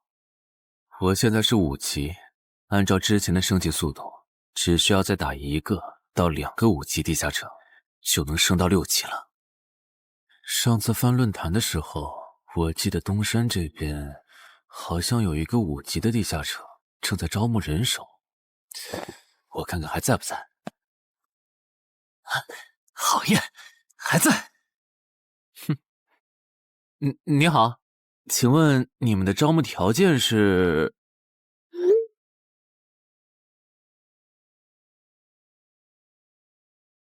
黑市金币？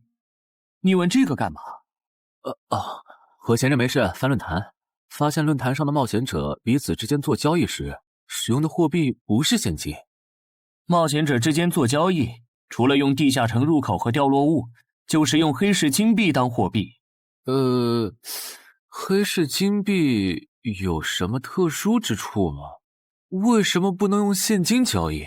黑市金币是挑战10级以上地下城的主要收获。我以前问过安教练，他说这东西10级后有大用处，可具体咋用没跟我细说。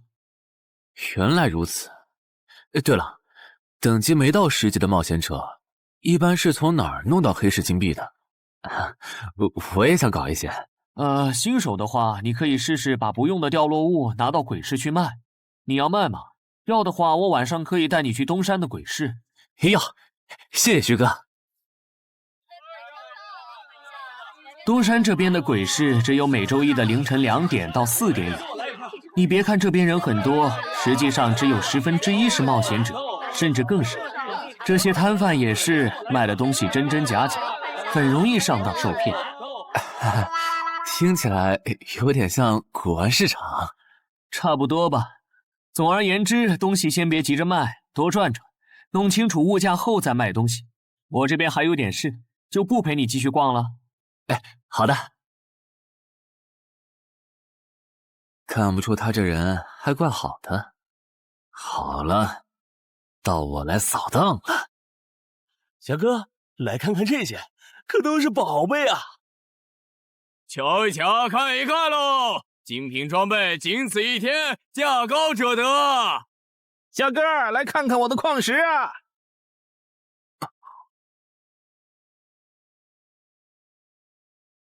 看他求购的内容，这个人想要攻略的地下城，该不会是女妖之僧吧？这位小哥，你有我要的东西吗？如果是对付女妖的话，口琴和长剑应该可以。哈，有啊，你打算以什么价格收？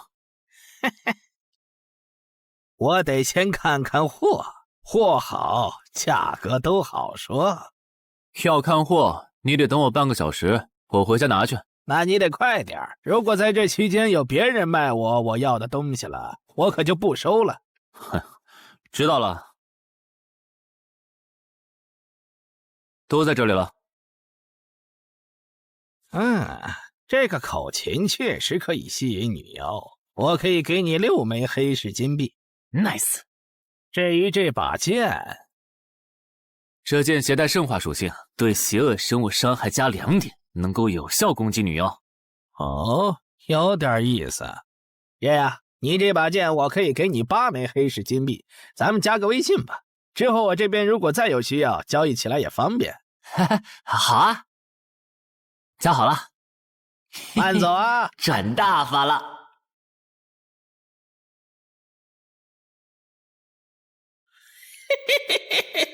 疏于防范了哟，坟场通关新人。唉，都过去1个多小时了，那个叫四海为家的怎么还没来？算了，不等了。各位新老朋友，大家好，我是5级哥布林地穴地下城的入口拥有者搬砖小 C。我左手边这位是协会冒险者林女士。是。本次攻略已在官方备案，大家可以不用担心秃鹫的问题。这边的3位大叔和我组队过3次，是实力和人品都很过硬的老手。这小子怎么每次都这么磨叽？然后是本次行动的金主，目前还是普通人的王老板。大家好，鄙人姓王，是东山地产的经营者。最后是新朋友爱写作的东山市民，和今天也很闲鱼呢。他们都是3级以上，可以胜任后援工作。大家好。怎么这些人都喜欢在公园集合呀？上次的石斧秃鹫事件后，我都快对公园有心理阴影。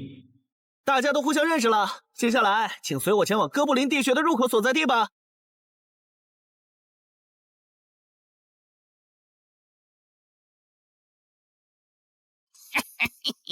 我就知道他没用黑市金币购买装备，一定是用来换东山这边的低等级地下城的攻略门票啦。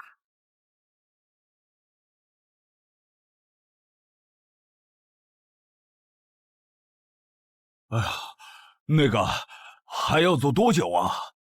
啊，快了，入口就在前面。小森，这入口你是怎么发现的？这也太偏了。不是我发现的，是本地的一位驴友发现，然后卖给我的。真的假的？这年头还有发现地下城入口以后自己不攻略，反而拿去换钱的傻子？因为哥布林地穴对新手来说太难了，当时发现这个入口的驴友不止1个，但最后完成脱离任务活下来的就只剩下1个人了。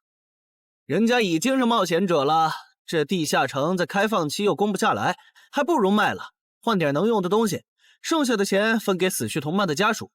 这选择挺合理的呀，不是吗？合理是合理，但我觉得事情应该没那么简单。喂，你这人真是的，咱们都合作好几次了，你还怀疑我？到了，形状、颜色、大小完全一致。没错，这个就是5级的地下城，风险评估过了，可以进。好耶，这一下你放心了吧？哦，喂，我再跟你们说一遍啊，进了地下城，里面的哥布林归我们管，你们就负责保护王先生，都没意见吧？我这200斤肉就交给2位了。脱离任务呢？通关任务大家都一样，但如果我的脱离任务是狩猎哥布林，那我们会优先满足你的脱离任务，然后再考虑通关。这么容易就能拿到通关奖励，那我更没意见了。我也是。你们脱离任务是什么？杀死2只哥布林。哦，我的也是。看来咱们的任务类型都一样，只是数量上有差异。王老板，你放心，脱离任务是按冒险者等级来的，2到3级冒险者得进入地穴，4到5级冒险者要干掉一些哥布林。你是新手，只要找到哥布林地穴就行，很简单的。原来如此，怪不得我和他的任务不一样。哎，大家听我说，考虑到东山市民和咸鱼小姐的工作是保护王老板，所以等下遇到哥布林，优先让给他们完成脱离任务，没问题吧？没问题。那好，咱们出发。只用交手就行吗？感觉也不难呐。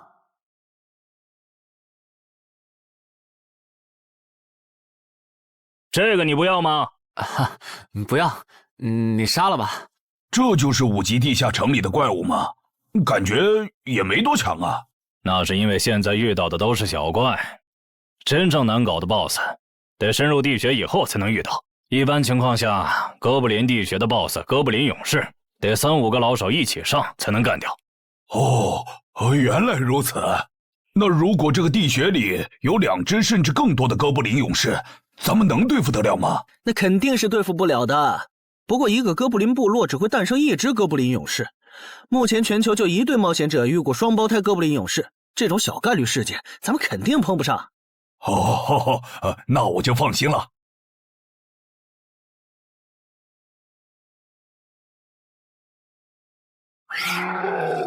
速战速决，别让他们逃回去报谢。明白。麻烦了。啊？你指哪方面？从我们踏入地穴到现在，已经遭遇了4波哥布林。江无心，这地下城的小怪数量多得不正常，我们可能中大奖了。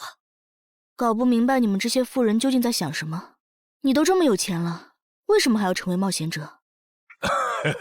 说来惭愧，鄙人成为冒险者主要是为了减肥。减肥？等等，减肥和成为冒险者有什么必然联系吗？这联系可大了。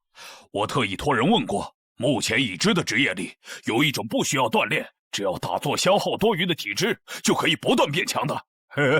你不觉得这种职业很适合我这种有钱，但是又下不了苦功去锻炼的人吗？花这么多钱竟然只是为了减肥，你们有钱人的世界真难懂。你们在聊什么？嘿嘿，能让我也加入吗？哎呦，连锁子甲都准备了吗？程先生真专业。你之前进地下城的时候也穿的这一套？对啊，如果没有这套防具，我早就死在地下城里了。相反，我倒是很不理解，你们为什么不穿防具？搞定。换班了，下一波哥布林你们处理。行，接下来我们负责打头阵。评分机制，你不知道吗？在地下城内借助的外力越小，完成任务后得到的结算评级就越高。原来还有这种设定吗？我说你的脱离任务咋比我简单？原来是靠全副武装过了地下城。我看你到现在也没有几个有用称号，说白了，你就基础属性等级高些，跟新人比也强不到哪儿去。其实难搞。虽然知道野队不靠谱，但是没想到会这么不靠谱。8人组里竟然有2个新手要保护。你们3个等会儿再聊。拦路的哥布林小队已经清理掉了，可以继续前进了。好的。怎么有3个岔路？正常的5级地穴不是最多只有2个吗？看来我之前的担忧没错，咱们遇到了 bug。这是还不能透露给大众的地下城情报。平均每50个低等级地下城就会有一次实际挑战难度比当前等级高，甚至高很多的特殊情况，也就是 bug。bug 主要分3种情况，第一种是小怪数量的提升，第2种是 BOSS 数量的提升，第3种是 BOSS 强度的提升。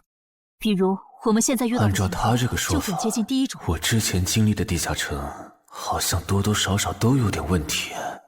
请问，出现 bug 的地下城结算奖励会比平时多吗？这个要看地下城的实际攻略难度提升了多少。听说运气好能出14、15级冒险者都眼馋的宝贝。所以我们如果继续深入，可能会遭遇更多的哥布林。是的。听起来有点危险呢。要不这次就算了，咱们回去吧。反正我也成为冒险者了。不能回。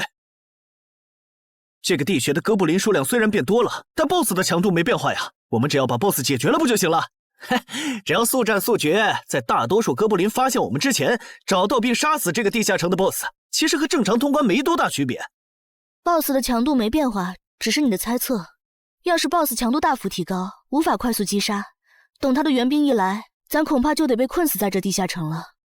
所以就要放弃啊？这点风险都不肯担，那还不如尽早转职当后勤算了。这是一点风险？情报不足就去挑战等级比自己高的地下城，简直就是找死！那个，要不这样好了，咱们举手表决，想要继续的留下，想退出的就原路返回。这主意行啊，2不耽误。来去自如，这你满意了吧？哼！现在开始举手表决，要留下的举手。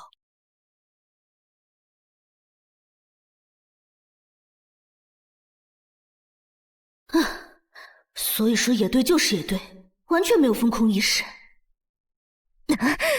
不是，你有毛病吗？他们等级高，想拼一下我能理解，你实力还不如我呢，你凑什么热闹？但我还是想试试。既然大家已经做出选择了，那就在这里分道扬镳吧。王老板，你的通关费用我晚一点退给你啊。哎呀，不用，就当交个朋友了。走了。哎呀，你等等我！一定要走左边吗？我觉得右边更好啊。那就猜拳，谁赢了听谁的。要是平局怎么算？靠谱吗？这两人平局就走中间呗。我怎么感觉上贼船了？石头，剪刀，不，好耶，我赢了！哎呀，早知道出剪刀了呀，可恶！等下 BOSS 出来了，你不用上，你就负责清小怪，别让哥布林打扰我施法。没问题。那个，你为什么那么不看好他们呀？这个地下城真的有那么危险吗？你怎么知道我不看好他们的？啊，我毕竟是做生意的嘛，基本的察言观色还是会的，所以我选择退出主要是因为这个称号，它的效果是为佩戴者指出前方的危险。之前的地穴，我就靠它发现地穴深处有俩能要我命的家伙。我听了官方冒险者给的消息，我认为这个入门级地下城是少见的双 BOSS 地下城。一般单 BOSS 地下城要3到5个同等级冒险者才能打通，那双 BOSS 的话，咱们这点人肯定不行。你信不信？我要是跟他们把话说开了，明天情报商人那儿就会有我和我这称号的情报。为啥要我牺牲自己的利益去拦着他们作死？大家又不熟。再说了，作为临时队友，我在保证自己安全的情况下，都尽力劝他们了。不听那是他们的事。那你为什么肯和我说这些？你不用担心，我不会害你。你又不在冒险者这行混，没必要为点情报费招惹我这种有潜力的人。说出来也没啥。哦，这样啊。怎么了？不能再继续前进了，外面有更致命的危险。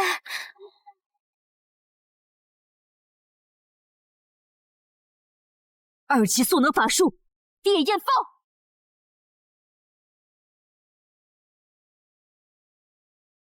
原来林开战前套给我的元素护甲是干这个用的呀！不愧是官方冒险者，虽然同为5级，但他的称号、职业、技能和装备都已经毕业了，而且还是最难凑齐的一套法系职业。干得漂亮！换班，下一波哥布林你们来处理。好的。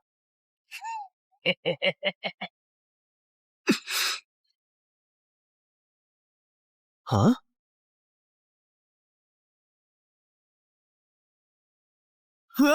你们看，那是不是 BOSS 啊？怎么感觉有点不太一样啊？应该不是吧？这么矮，和哥布林勇士完全不沾边啊！等等，这是，大家小心，这确实是 BOSS， 只不过不是哥布林勇士，是哥布林萨满。给我冲！大家速战速决，在哥布林勇士出现以前结束战斗，不然我们就危险了。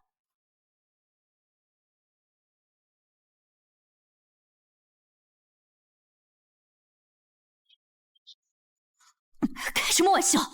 哥布林怎么也开始讲战术了？这地下城到底发生了什么？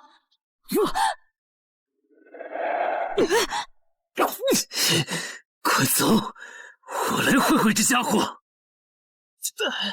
林那边好像遇到麻烦了，你们出个人去帮忙。你在开玩笑吗？这么多哥布林，我们哪抽得出人手？快去帮他们呀！这边我一个人能行。可是，走啊！你待在这儿，影响我发挥。我会尽快解决掉哥布林萨满，然后来帮你。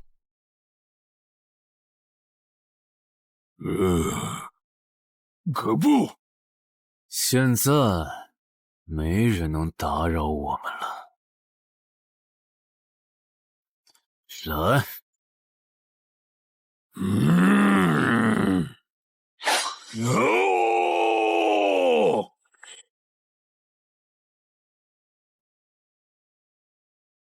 这个 BOSS 力量惊人，但太笨拙了。就算不用一步一杀，我应该也能躲过他的大部分攻击。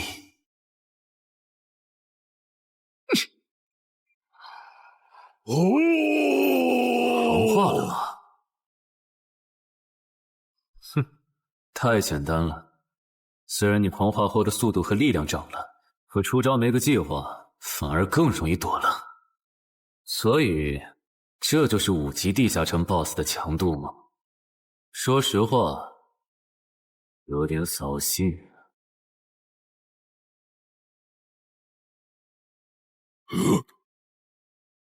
你这种程度，连当我的开胃前菜都不配。可不！可不！连死战到底的勇气都没有吗？这样看，我以后不用对5级地下城抱有期待了。这个地区到底还有多少哥布林啊？再这样下去，我可顶不住了！林，再用一次那个火焰魔法！你以为我不想吗？那个哥布林萨满一直在用低级法术干扰我施法。啊！等一下，通关任务怎么完成了？哎，我的也是。石东升是谜，解决掉了哥布林勇士。大家再撑一下，他等下应该会来支援我们。我看不见得，他既然已经完成了通关任务，就没有理由再回来冒险。那咱们也撤吧，反正通关任务已经完成了。不行，如果我们不能一鼓作气杀死哥布林萨满，那撤退的路上我们会被他们耗到死的。您说的对，现在还不能撤，大家顶住！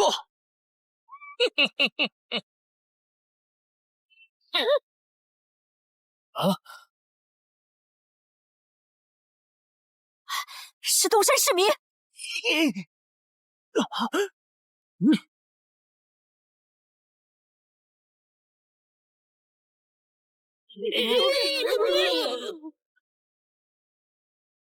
你从哪儿找来的大佬啊？双 BOSS 地下城就被他一个人打穿了？不是我找的。关于我的事情，麻烦大家帮忙保守秘密啊！明白。你这种有潜力的新人，容易被人盯上，等级没升上去前，确实不能太张扬。理解万岁。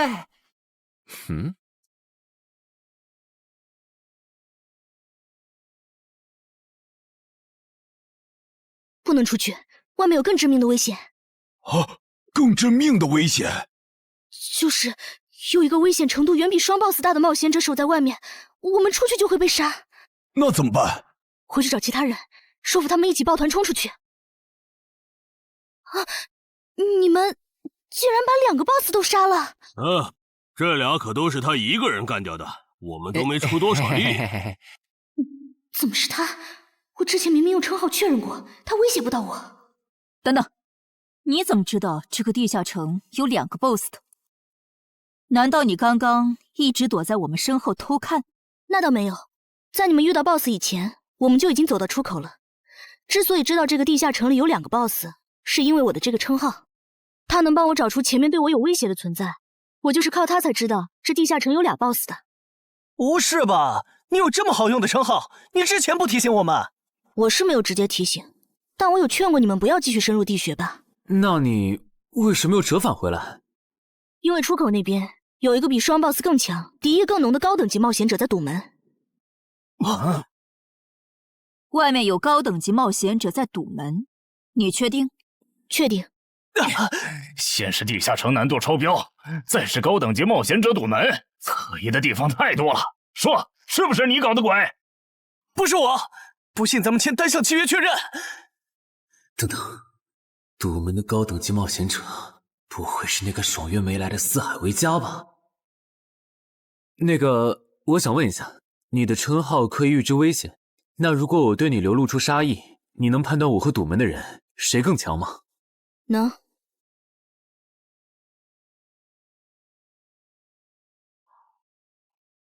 现在，我和外面的那个高等级冒险者，谁强？外面的要强一些。明白了。那摆在我们面前的，就只有一条路了。大家先去结算各自的脱离和通关任务，等提升完，咱们就去和出口的堵门者拼命。也只能这样了。早知道买这个地下城会出这么多事，我当时就不该手贱。事已至此，后悔也没用了。再说，咱们这么多人，未必打不过。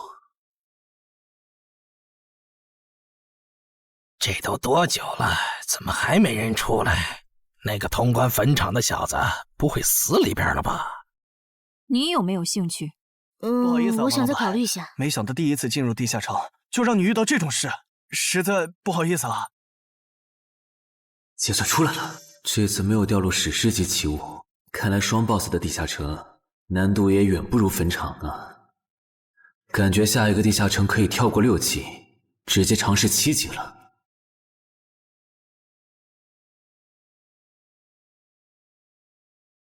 不算置死地而后生的话，能在一会的战斗中派上用场的，应该就只有扮猪吃老虎、奇迹生还者与传奇过招、自适应、暗行艺术和守护者。与传奇过招这技能比置死地而后生差点，能让我状态拉满，但要扣4力量、4敏捷、2感知。至于暗行艺术，应该适合扮猪吃老虎搭配，靠扮猪吃老虎走到目标的视野盲区，然后换暗行艺术逐渐接近目标，最后再切到置死地而后生，从而打出完美的偷袭。至于守护者，最合理的应该是依靠与传奇过招的感知加2，提前确定目标的下一步动静。要是目标跑去攻击别人，就切换称号守护者去阻拦他。围绕这2个称号展开的战术，感觉都还可以，但如果硬要选一个，还真不太好选。先瞅瞅新得的职业技能和奇物有啥效果，再决定下一步吧。这个向死而生不错呀，就凭它能够提升步伐和身体柔韧性这点，搭配一步一杀的技能效果，我以后就可以在闪躲的同时攻击敌方要害。好技能啊！还有这个假死技能，考虑到在现实世界冒险者死后是不会产生掉落的，我完全可以利用这个技能装死，然后找机会偷袭反杀，兵不厌诈。只要那个堵门的不是脑子有毛病，非得跟尸体较劲，我就能狠狠地阴他一把。当然，这是万不得已的选择。要是可以的话，我肯定想光明正大的赢。哇，这次掉落的东西都很棒啊！骨笛、萨满旗帜和传承之书，以后去地下城就能有个哥布林跟班了。而且这个哥布林的秘药搭配上骨笛，运气好的话，能拉来一只哥布林勇士当打手。保险起见，我就不继续囤升级券了，先把战斗力拉到最高再说。我目前持有的奇物中，等级最高的就是这家伙了。把奇物升级券用在他身上，肯定是最优解。就这样，对传奇亡灵库罗德的头盔使用奇物升级券。只能升到史诗级。那算了，先用装备熔炼炉把这几个用不上的给熔炼了，看能出什么好东西，再决定奇物升级券用在哪儿。不是装备型的奇物不能熔炼，那我手里没用的装备，估计也熔不出啥好东西。没办法了，用奇物升级券提升被污染的名剑吧。使用奇物升级券。好酷的剑！头盔和武器确定了，那装备祈愿券就用在防具上吧，正好替换掉我买的锁子甲。厉害！这套铠甲穿起来比我之前用的锁子甲还轻便。东山市民，你那边完事了吗？差不多吧，你们整理完了吗？完事了，再给你们上一轮 buff，就可以出发了。你的装备好酷啊！这些都是你在这个地下那再等我一下，我招个怪物随从。啊！喂，别无视我呀！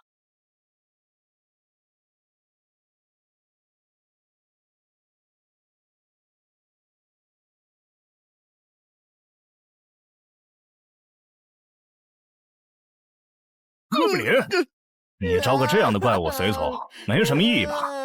这小东西连半个战力都算不上，不帮倒忙就不错了。别急，我还没完事。接着，喝了它。这不，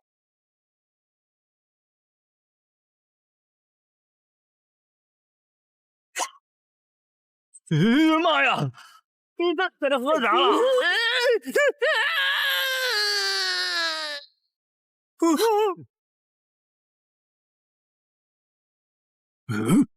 天哪，他变成 BOSS 了！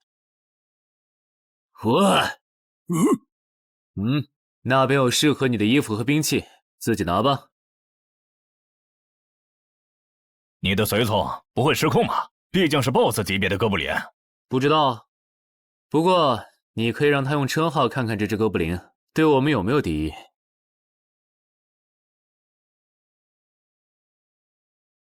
看了，他对我们没有恶意。那就好。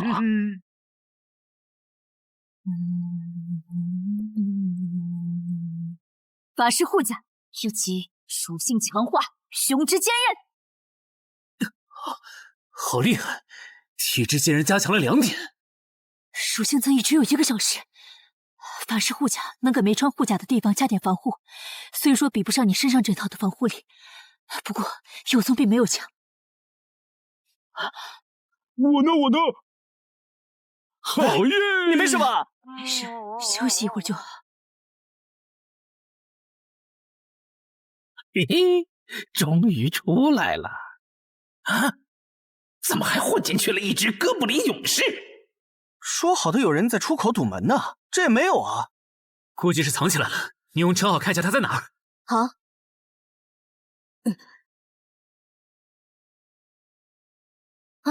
找到了，他躲在1点钟方向最粗的那棵树后面。大家小心，他在入口前面放了很多捕兽夹，注意别踩到了。捕兽夹？哪里有捕兽夹？有探查类的称号吗？真是够讨厌的。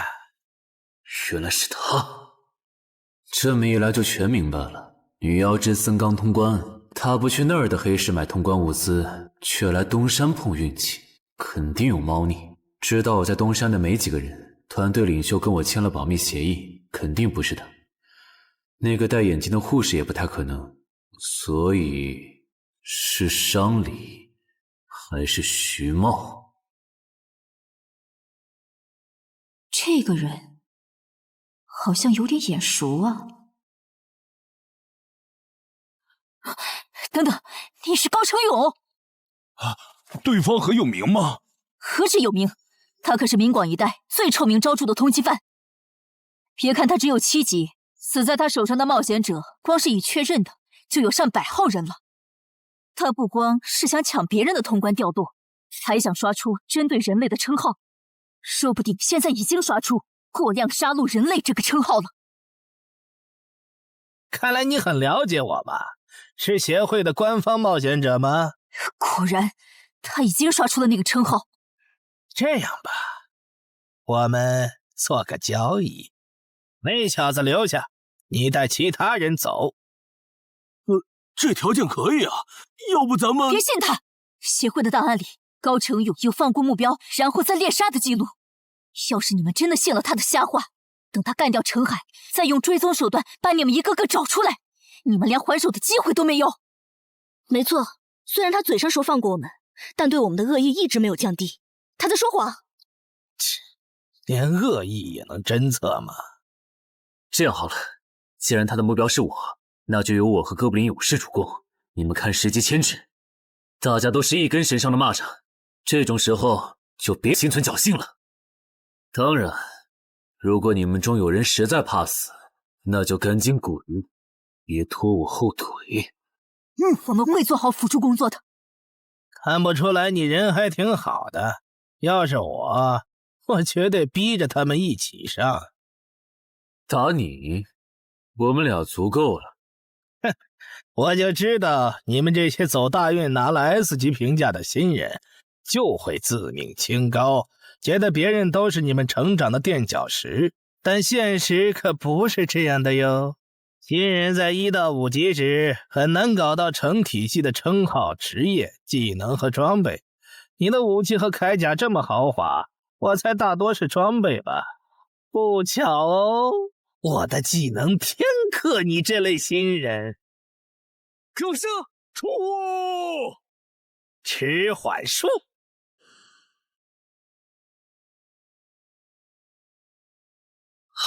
速度变慢了。这货，迟缓术可不只是速度变慢而已。遇到使用长镰这种冷门兵器的我，被上了迟缓术的我，也根本接不住你的招。你是这么想的吧？哼，很遗憾，如果你就只有这点东西的话，那很不幸的告诉你，今天你踢到铁板了。你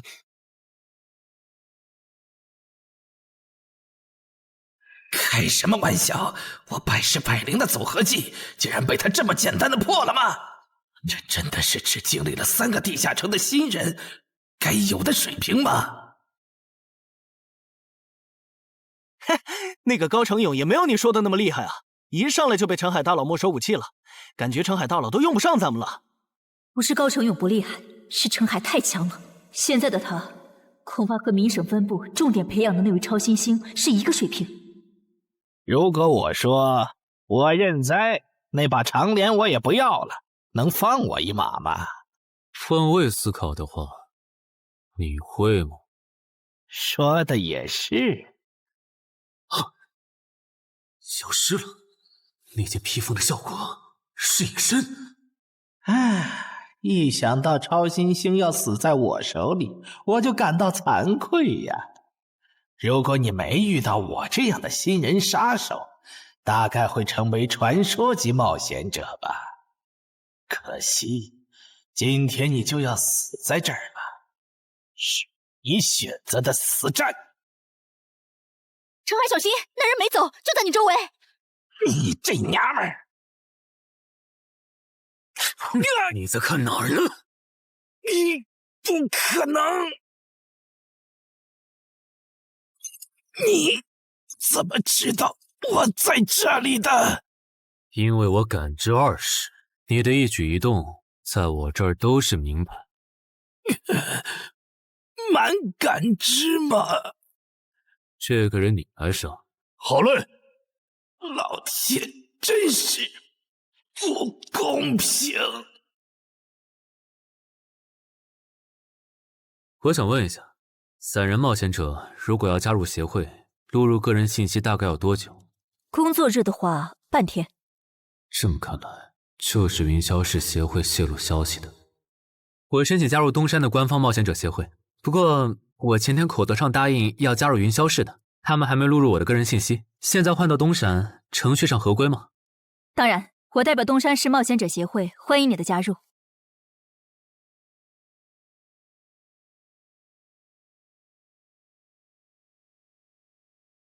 喂，我考虑了一下，还是决定不成为云霄市的官方冒险者了。为什么？你的个人信息明天就能录入进系统了，怎么又变卦了？哈，因为我刚刚除掉了一个 A 级通缉犯，叫高成勇。东山的冒险者协会知道后，邀请我成为本地的官方冒险者。这样嘛，也挺好，成为家乡的官方冒险者，做事会更方便一些。对，我也是这样想的。那我挂了。以后常联系。废物，都是废物！你那边说完了？说完了。哎，你怎么还没走？因为林姐也邀请我加入东山的冒险者协会了，等下要和你一起录入个人信息。这样啊？说实在的，你也被协会邀请加入，我都有点怀疑官方冒险者头衔的含金量了。我不就是在地下城的时候嘴了你几句吗？至于这么阴阳怪气吗？小心眼！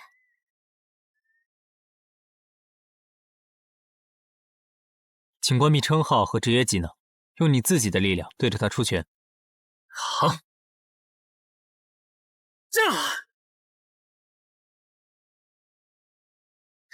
不愧是官方，测基础属性的工具比变身馆的强太多了。12点，那我呢？他们测完了吗？测完了，他的力啥玩意儿都是12。17点，只有12吗？这跟他之前的表现差太远了，我以为他至少14甚至15呢。只有12点却能杀掉9级的高成勇，主流的职业称号肯定做不到。等我激活了职业和称号，再测一次，肯定压过你。陈海先生，你的个人信息已经录入了，这是你的证件。这么快？特事特办，你可是以一己之力打穿了双 BOSS 地下城，还单枪匹马完胜高成勇。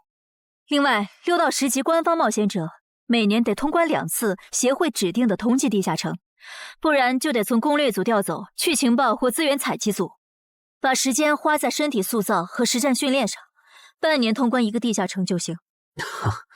没问题。还有就是总部时不时会有借调任务，借调时你表现出色就有奖励，奖励能换协会里的称号线索、转职证书和奇物。不过一般只有9级以上的冒险者才会被借调，你暂时不用考虑这些。有一个问题。你说。称号线索是什么？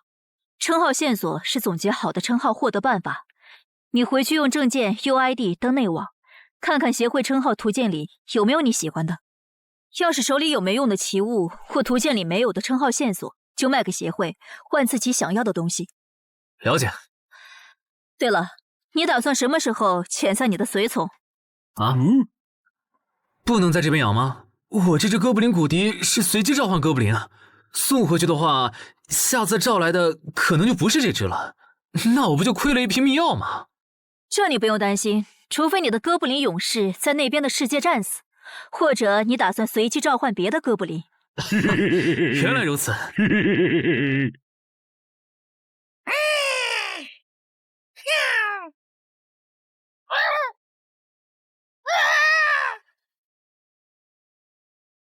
跟我来吧，我带你们去认识一下同事们。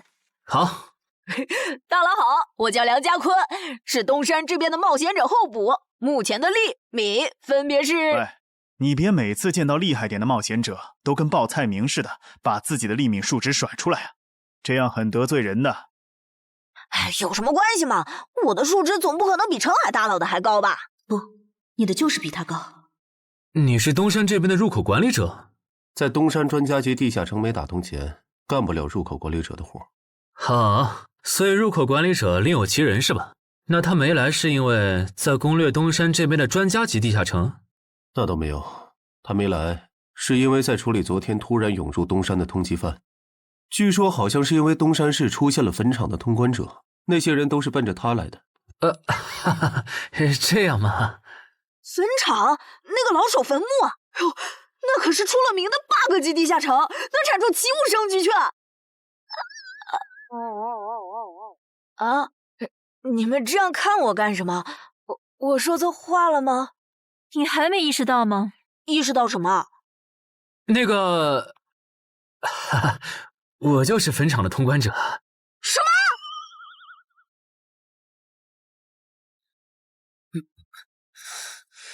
虽然已经说好这段时间把精力用在属性提升和恶补地下城知识上，但家里这个入口，我还是想有始有终，一个人单刷掉。我全力以赴的时候，大概相当于10级，完成脱离任务应该也没什么难度吧？感觉也没怎么变。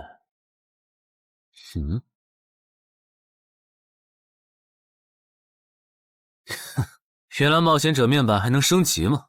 那是不是等11到16级的时候，我的面板还会有变化？怎么感觉升到6级后的限制反而变多了？等升到11级，不会还来一些新的限制吧？就先这样，搞定。账号弄完了，让我看看这次的脱离任务是什么。脱离任务从单选变成2选1了，这对不打算通关的冒险者来说倒是个好消息。不过，豺狼人，原来这片森林除了鱼人以外，还有别的怪物吗？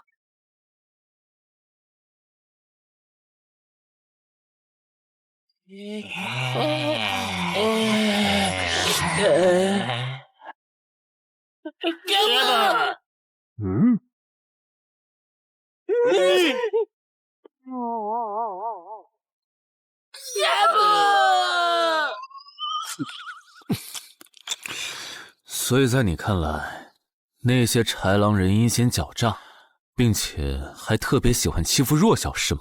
没错没错，就是这样。这不就一群森林恶霸吗？嘿嘿，答对了。那这一次就不做和豺狼人有关的轮换任务了，先找到潮汐鱼人的孵化池，然后试试能不能通关。好了，我要问的问完了，你可以回去了。什么？我不要！你不想回去？是的。好吧，你留下来也行。好耶，好耶！让我先说好，这个地下城的挑战等级是7级，你悠着点。放心吧，我很强的。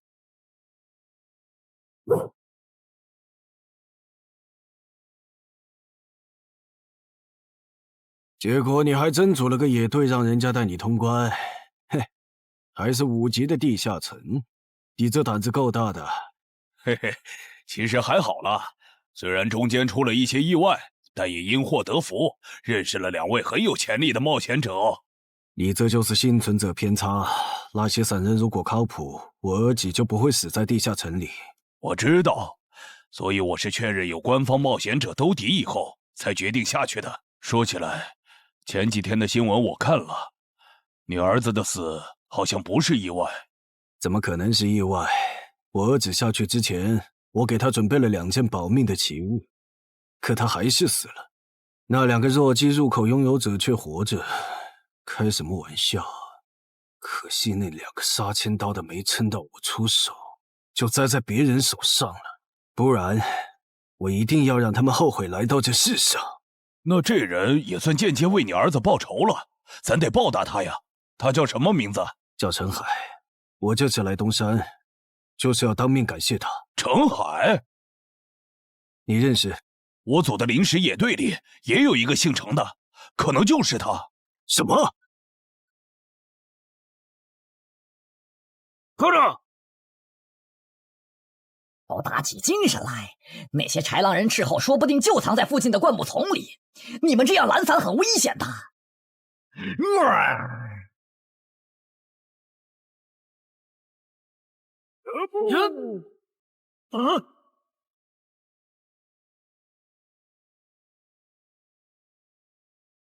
话说，你会说他们的语言吗？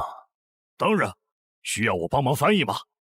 先不，我有一个能在这种场合上派上用场的奇物，如果它不好用，我再找你。你们的孵化池在哪？告诉我，我可以留你们一。你以为我会出卖我的族群吗？绿皮傻大个的小跟班儿！你以为我会出卖我的族群吗？绿皮傻大个的小跟班儿！有种你们就杀了我！队长死了，咕噜。别得意，领军大人会为我们报仇的，咕噜。在湖底有一个水下洞穴，穿过洞穴会抵达一个天然的地下洞窟，我们的孵化池就在那里。你粪土，咕噜！这只留他一命，挂树上，之后咱们去找湖。你跑那么远干什么？人类果然都不是好东西。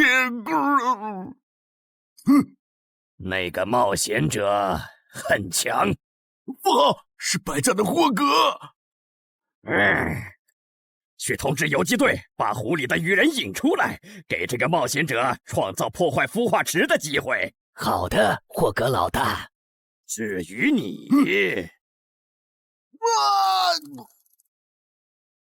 哇，这湖比之前用无人机航拍的时候感觉还大。得先找到水下洞穴，然后游好久才能到孵化池。就这要求，能把99%的冒险者都给淘汰掉。不过好在我有海之炎能水下呼吸，虽然不会游泳，但头盔里有库罗德水下战斗的经验。老大，我不会游泳，我可不可以先回去啊？你不会游泳？行吧，那我先送你回去。哎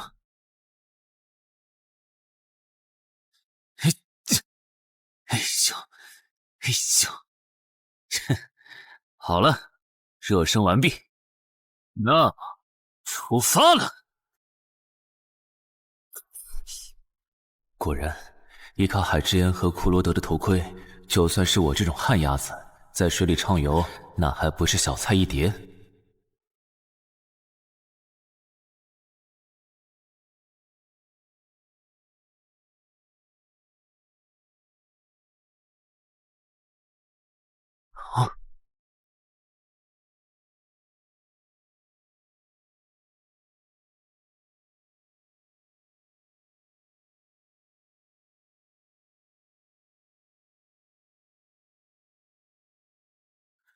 常驻脱离任务完成了，看来这里就是鱼人的孵化池了。但是，怎么没看到守卫？算了，不管出于什么原因，现在是通关的最好机会，这一点不会错。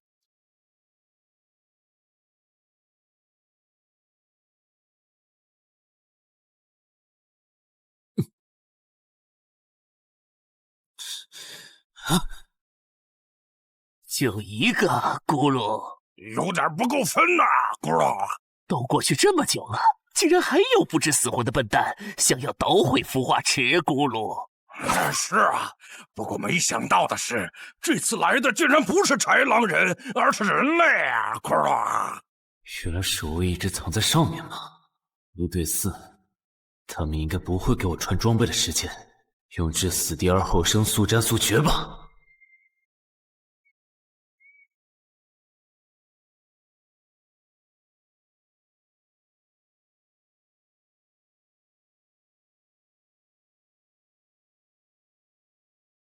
有人类闯入孵化池！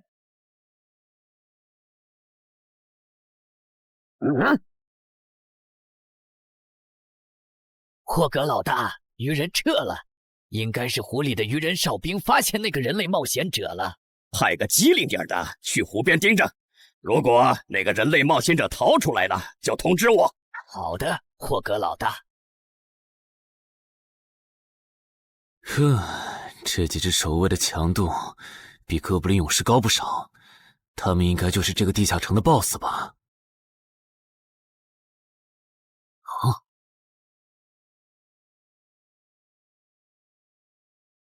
？6到10级这个阶段的地下城 BOSS， 通常可以划分为团队增益型和个体高战型2类。前者实力一般，但可以为同种族个体提升综合实力。独狼面对这种类型的 BOSS， 几乎很难靠一己之力通关。每次上我的课，你不是翘课就是打哈欠，怎么？我的课有那么无聊吗？但你今天讲的内容之前不是讲过吗？你要是说点11级以后的常识，我说不定会认真听。你以为我喜欢讲这些？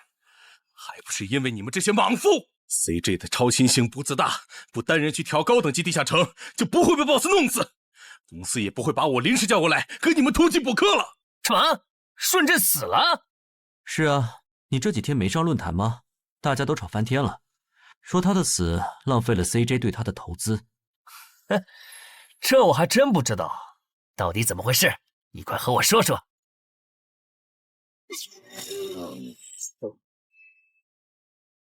小心，这个人类是极其罕见的高感知个体，偷袭对他没用，大家一起上，咱们耗死他！那个鱼人 BOSS 什么情况？都被我杀了这么多精英鱼人了，他怎么还在旁边观望？难道这些实力比哥布林勇士还强的鱼人，在他眼里都是小喽啰吗？这个人类的实力和霍格好像差不多，好在他是一个人来的，可以用数量耗死他。这种的杀戮速度，等精英怪把他体力耗得差不多，剩下的精英种恐怕也没多少了。到那时，霍格如果察觉到我方兵力空虚的话，恐怕……算了，还是冒一点险吧。终于感到心疼，要亲自出马了吗？奇迹生还者，等这一刻很久了。领军大人小心，这个人类冒险者和霍格一样强。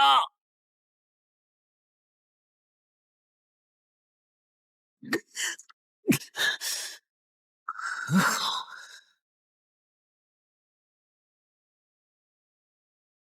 领军大人，别管我，他伤得更重，还不擅长水下作战。就算没我帮忙，你们也能轻松杀掉他。把脑袋给我带回来。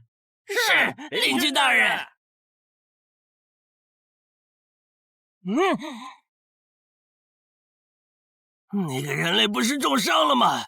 他咋能这么快逃到这儿，还迅速干掉鱼人哨兵的？他是被人潜到身后，然后一招毙命的。那个人类很擅长水下作战，所以领军大人的判断可能是错的。什么？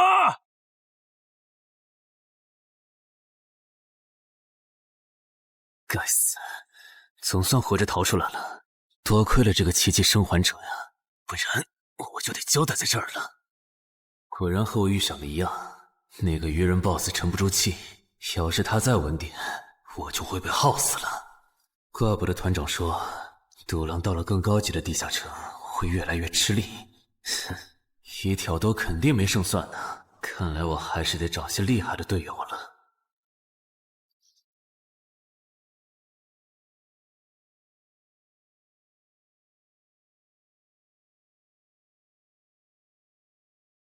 那个人类冒险者活着回来了，他现在是什么状态？我不敢靠得太近，怕被发现，但可以确定他伤得很重。嘿嘿，重伤的冒险者嘛。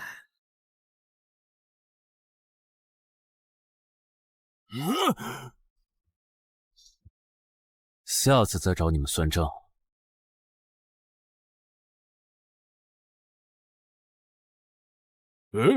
已经结束了。失败了，孵化池里的鱼人太多了，我一个人杀不完。我刚才翻了下你们的传承之书，如果你的战斗累积到一定场次，会升阶为更高等级的百战哥布林。以后你就用这把剑斩杀和你实力差不多的地下城怪物。等你成为了百战哥布林，这剑对你没啥用的时候再还给我。那您用什么？哼，我用这个。啊，对了，你以后得练一下游泳了，后面我还要再打一次这个地下城，到时你得出力。好吧。这一定是豺狼人干的。激活技能，与死亡共舞。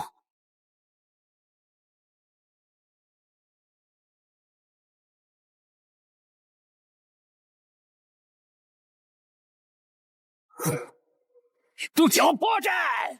好快！切！豺狼人！还好，为了以防万一，把感知拉到20，不然刚才这只豺狼人就得手了。这个人类不是受重伤了吗？可他刚才的动作根本就不是重伤之人能做出来的。他不会是在钓鱼吧？他跑了！不一定是逃跑，也可能是在示弱，引诱我们过去。那咱们还追吗？如果追过去的话，感觉很可能会进了他们的包围圈。算了，不追了。等找到足够强的队友，做了充分的准备以后，咱们再回来和他算账。好的。哎呀，没想到6到10级的地下城的难度会比5级的高那么多。下次得提前掌握好情报再去通关，不然风险确实太大了。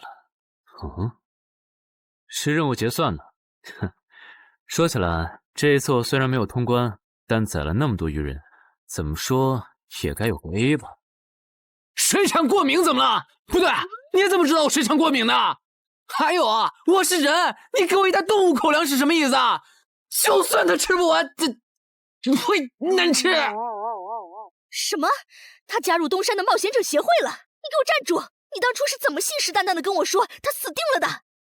连高成勇都栽在他手上了，我能怎么办？听你这意思，我弟弟的仇你是不打算管了呗？哈，也是，你已经靠我爷爷成了云霄市入口管理人，上了岸的你哪能冒着被革职的风险对隔壁市的超新星下黑手呀？我真是看错你了，早知道爷爷当初留下来的资源就该用在周德身上。你干什么？转手我爷爷留下来的遗物啊！我弟弟死了你不帮忙，那我就把你想要的遗物给能给我报仇的外人了。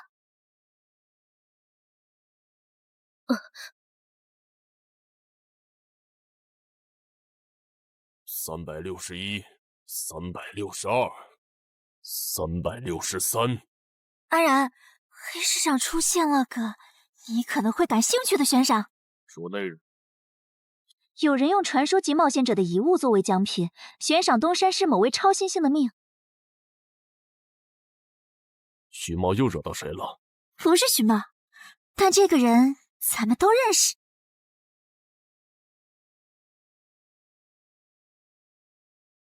喂，陈海哥，你被人盯上了。我知道呀，这问题不是已经解决了吗？这次不一样，有人在网络黑市高价买你的命。哎呦，你别不当回事！发出这则悬赏的人出价很离谱。我哥说，如果不是你救过我，他说不定也要分一杯羹。具体怎么回事？你再详细说一下。就是我哥他们在网络黑市上看到。还真有你的悬赏。能查出来是谁发的吗？不用查，就从这则悬赏的报酬反推，发出者大概率是已故的传说级冒险者周建明的直系亲属。你怎么和他们结上仇的？他们为了你把遗物都掏出来了。不知道啊，我都没听过这个人。行吧，那我现在联系老大，让他说服对面撤掉这则悬赏。如果是误会的话，看能不能让老大组个局帮你澄清一下。好的，那拜托了。对了，这几天你就待在协会吧。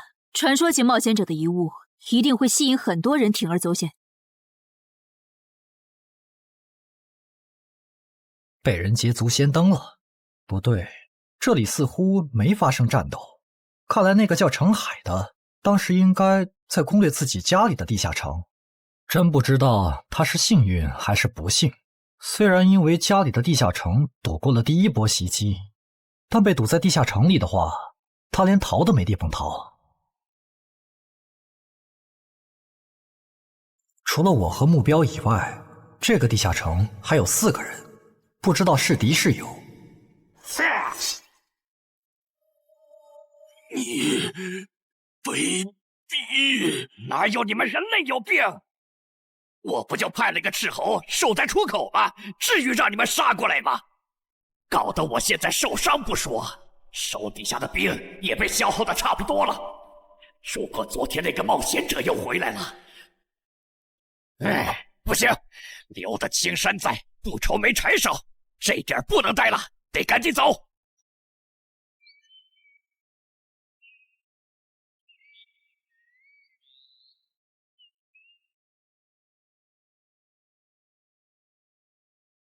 3个猎人，也就是说，目标那边顶多只有1个同伴吗？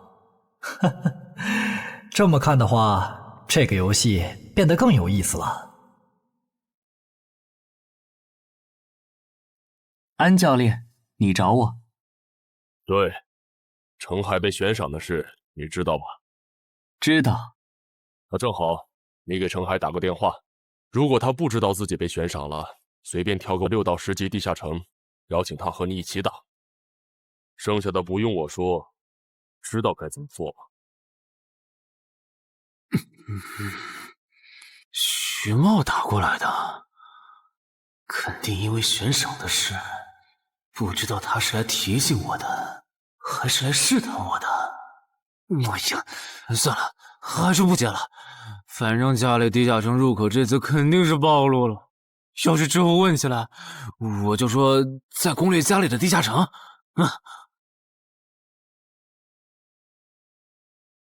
咱们来晚了，那个叫程海的应该是被前面的人逼进这个地下城里了。我们还进去吗？进。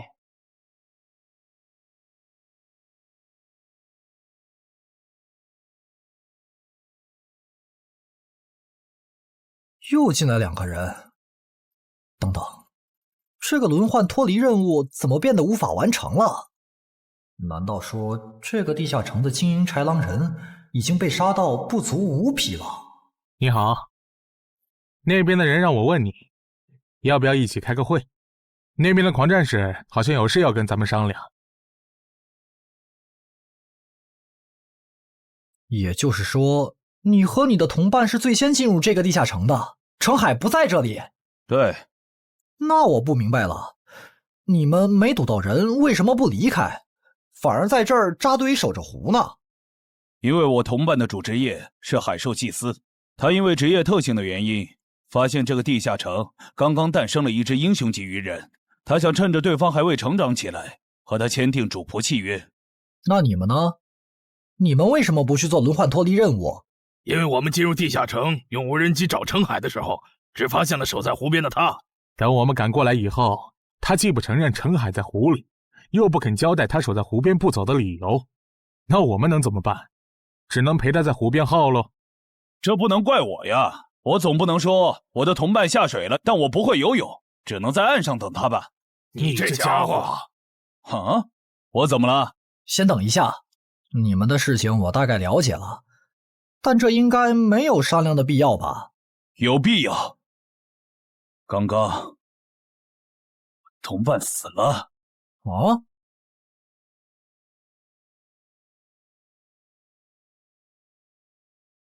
力量涌上来了。这样的食物外面有很多吗？除了偶尔出现的人类冒险者，附近的森林里还有一批豺狼人。很好，把他们带过来。现在恐怕不行，因为昨天和今天的冒险者已经把我们的兵力削弱到无法和豺狼人抗衡了。这需要多久？50个日升和日落。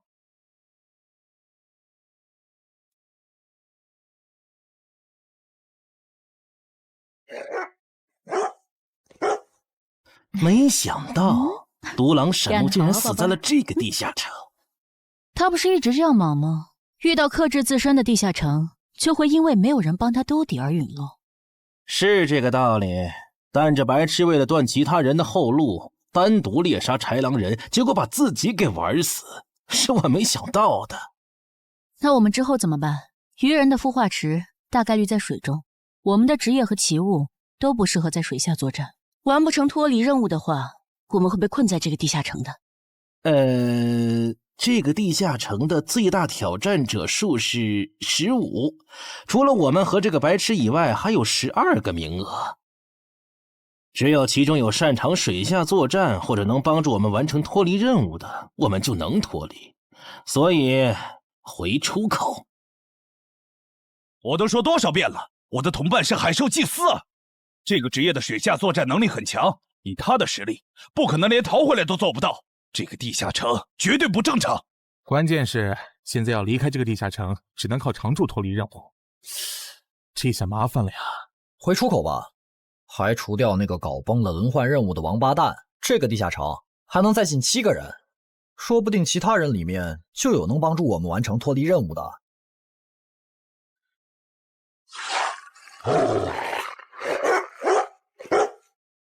刺杀者王二，他不是去月省了吗？怎么会出现在这里？你们得手了？没，目标可能根本就没进来，咱们被耍了。可以啊，海哥，我还是第一次听说有6级冒险者的悬赏金能和史诗级器物挂钩的。这又不是什么值得骄傲的事，而且不管从哪个角度看，官方冒险者被公开悬赏这件事都太奇怪了吧？你这么一说倒确实是，虽然冒险者适用的法律和普通人不太一样，但官方冒险者被公开悬赏这种事，我也是第一次见。因为悬赏发起人很特殊，她是已故传说级冒险者周建明的孙女，而周建明就死在天门入口翻船事件中。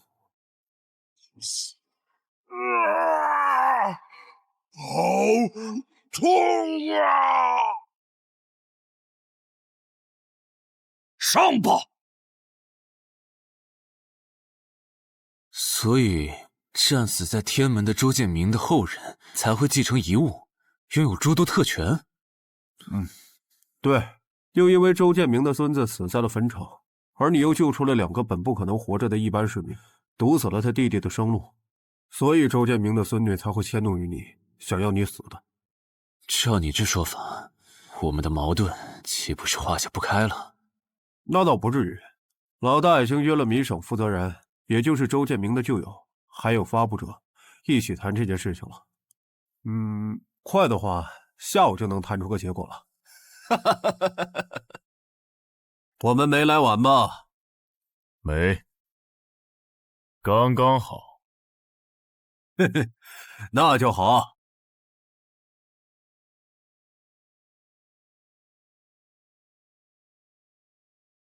啥情况？怎么进不去？刚刚那个人还可以的，不会刚好到我就满员不让进了吧？我觉得我们现在得团结起来，一起完成任务。话说，你们找到程海了没？他根本不在里面。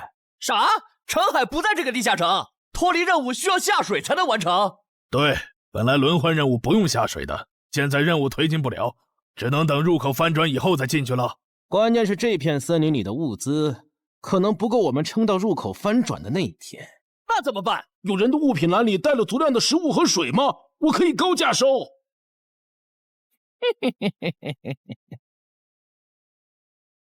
本来也没抱多少希望，不过没想到连刺杀者王二那样的高手都被困在这个地下城里。这样看，少了这些竞争对手，等我完成脱离任务出去以后，说不定真的可以燃制周建明的史诗级遗物了。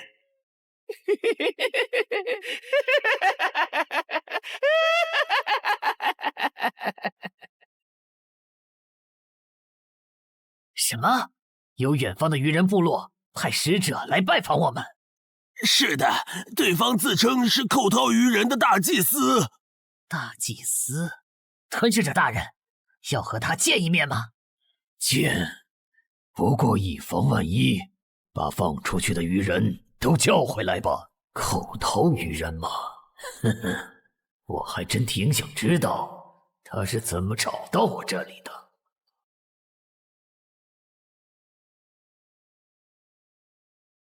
领军大人答应见你了，跟我来吧。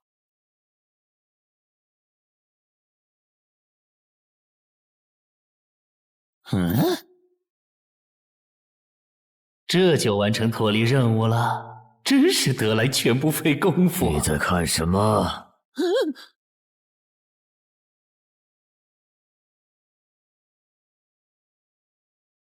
英雄级单位，7级地下城怎么会有英雄级单位？你在发什么呆？吞噬者大人问你话呢。别慌，他们看不到我的任务面板，只要找个理由搪塞过去。理由，有了！本祭司拜访过很多鱼人部落，但像你们这样能把孵化池放在地表生物完全无法到达的部落，我还是第一次见，一时有些惊讶。这样啊，那不怪你，毕竟不是哪一只鱼人都能找到这样的风水宝地。嘿嘿，不对，他有问题。天赋不会说谎，打他出现在我视野里的那一刻开始，我的天赋就一直在提醒我，吃掉他，我还能再升一级。我的天赋是不会对同种族的鱼人同胞生效的，他根本就不是鱼人。如果不是那个叫程海的圣母心泛滥，我弟弟才是最有可能完成脱离的人。官方冒险者应急预案操作手册第4条，被卷入生存类地下城翻转拉人事件，需优先帮助弱势群体完成脱离任务。程海的操作完全合规，不是他的问题。但他那个时候还不是官方冒险者。周畅，你先别说话，我就问一个问题。您说，如果一切顺利，你觉得程海能成长到哪个程度？优秀的中间，独当一面的地区负责人，还是传说？以散人冒险者开局，1个月到6级，还单杀了新兴猎手高成勇。不管从哪个角度看，程海都比同期的我要强。再结合他在坟场的表现，我觉得他至少都能胜任地区负责人，甚至有望冲击传说。好，那这事儿就这么算了。我这边稍后会督促华东委托集市的负责人下掉那则悬赏。黄伯伯，差不多得了。我之前看在建明哥的面子上，一直纵容你和你弟弟，但再怎么照顾也是有限度的。我们这一边的传说种子，可不能因为你的一己私怨而夭折。程凯哥，好消息！你的悬赏被撤掉了。好呀！程海的悬赏没了，这才24小时不到吧？谁这么效率？看来只是悬赏被撤回，不是有人有事。他刚微信回我了。所以是郑仁君出面死保了吗？没想到他这么看好这个新人。黄伯伯，那则悬赏是您点头了以后我才发的，为什么那个郑仁君说几句您就改口了？他郑仁君的面子有那么大吗？如果只有东山方面的施压，我其实还能帮你扛几天。但现在是除了协会内部，还有别的方向的压力也给到了我这里。那个叫陈海的人脉比你想的要广。别打了，我知道的我都说了，给我个痛快吧。大人，已经审完了。哦，森林里有12名冒险者，实力和豺狼首领差不多，他们不擅长水下作战，不用担心会打过来。现在被困在森林里，无法撤离，森林里食物少，撑不到50天。有点意思。这位就是东山市的入口管理者邓仁君，你的事就是他出面说和的。谢谢郑哥。客气。虽然华东委托集市已经撤掉了针对你的悬赏，但保险起见，未来2个月你还是别出这栋楼了。外面指不定会有高等级通缉犯冒险来杀你，然后找悬赏发布者领赏。有道理，那我不出去了。等一下，那悬赏陈海哥的人呢？这种坏规矩的事儿，他难道就没有处罚吗？发布者毕竟是周建明的孙女，官方不太好处罚她。不过对她丈夫伤礼的处罚，过段时间会下来。她应该当不了云霄市的入口管理者了。周建明遗物的保管权现在归民省负责人黄选了。虽说所有者还是周畅，但以后交易赠与都得在黄选监督下进行，这样他就没法再给你使坏了。对了，我家有一个7级的地下城入口，距离反转还有50天。既然未来2个月我都要住在这里，那我用不上了，我选择上交。什么？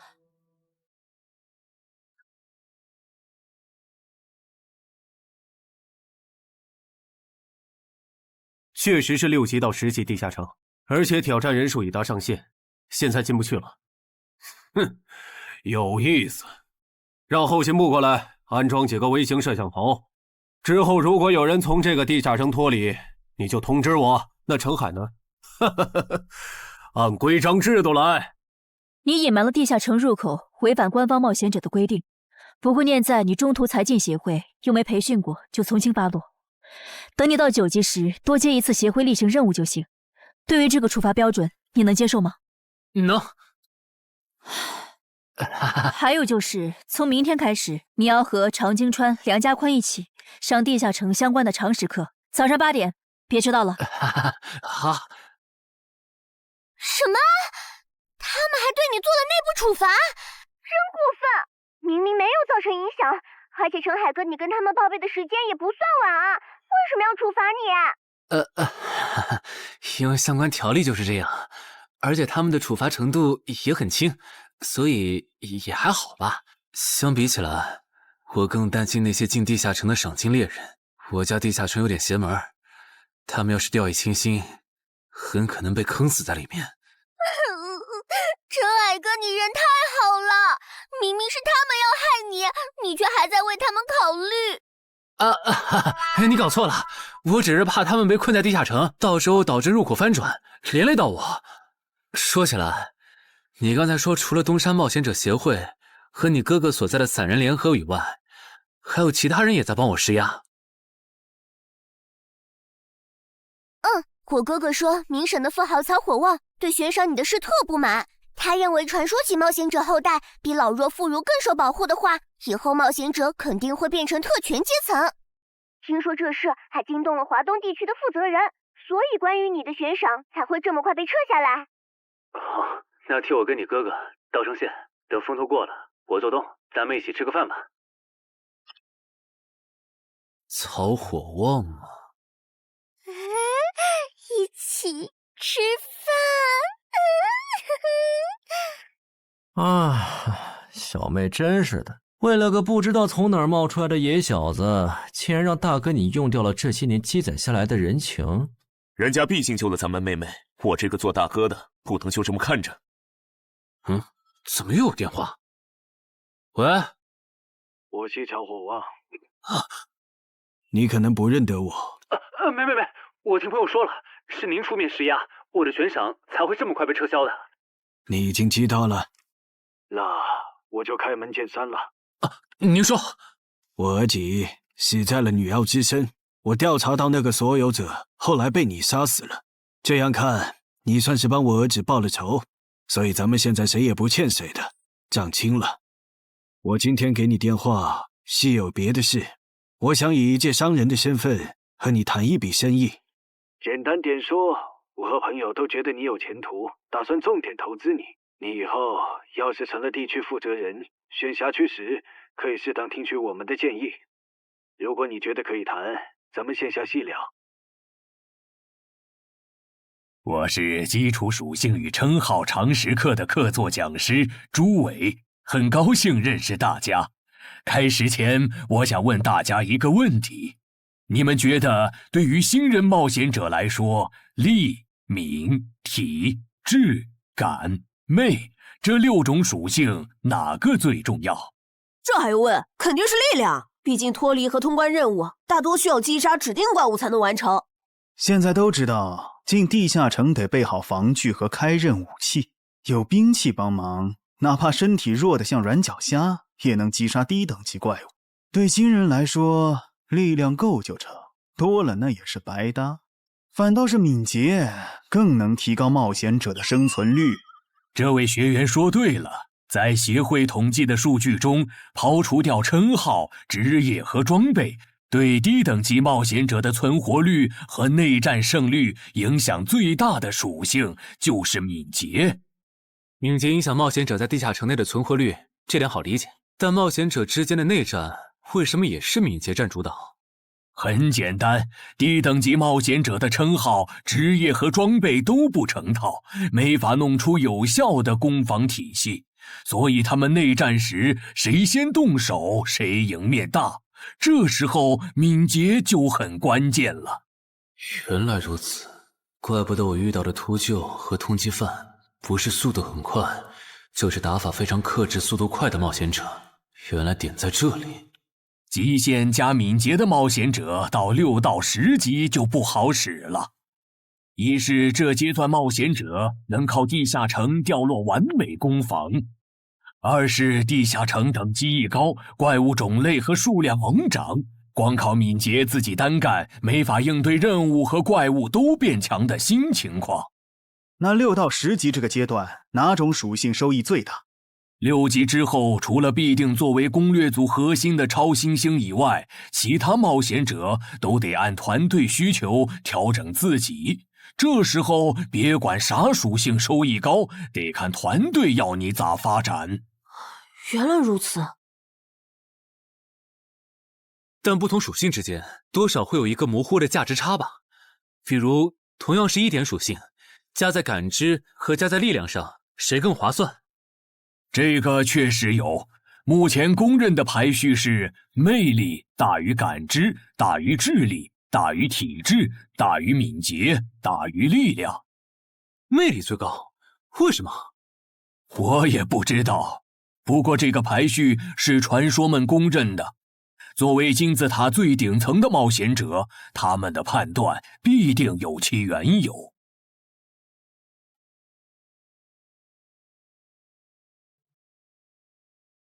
这英勇骑士转职成功，加1点魅力，还是隐藏职业。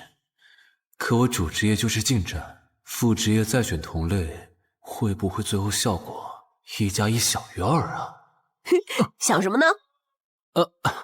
没什么。不想说就算了。对了，林姐让我问你，下午的冰击课你来吗？啊？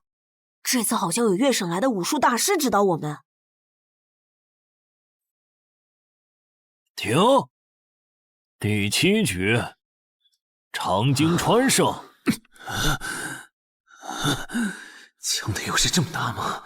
算上达人绷带的效果，我等于是被14-0了。关键他的速度没我快，体力也没我好啊。你已经连输7把了，还打吗？打，我还没累呢。你呢？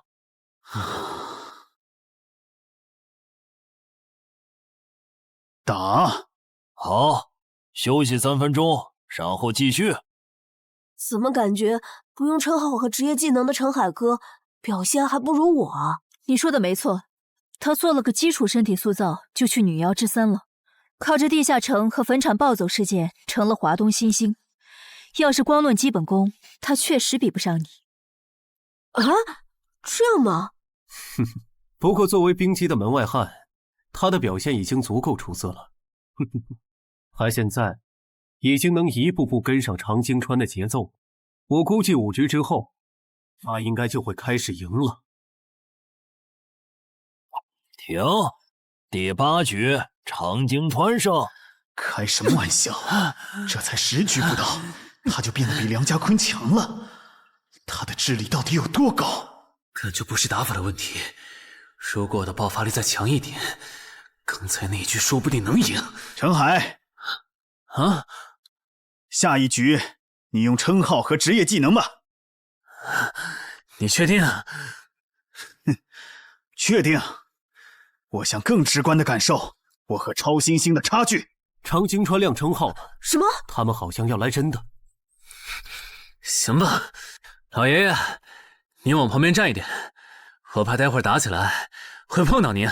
不用顾及我。好吧，那我尽量快点结束。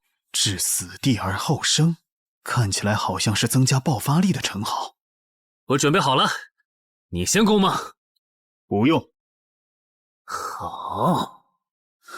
来吧，让我领教一下超新星的含金量。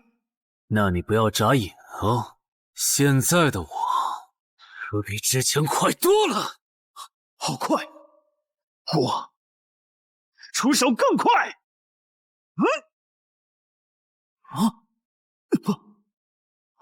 不可能，好快！你输了。今天就到这里吧。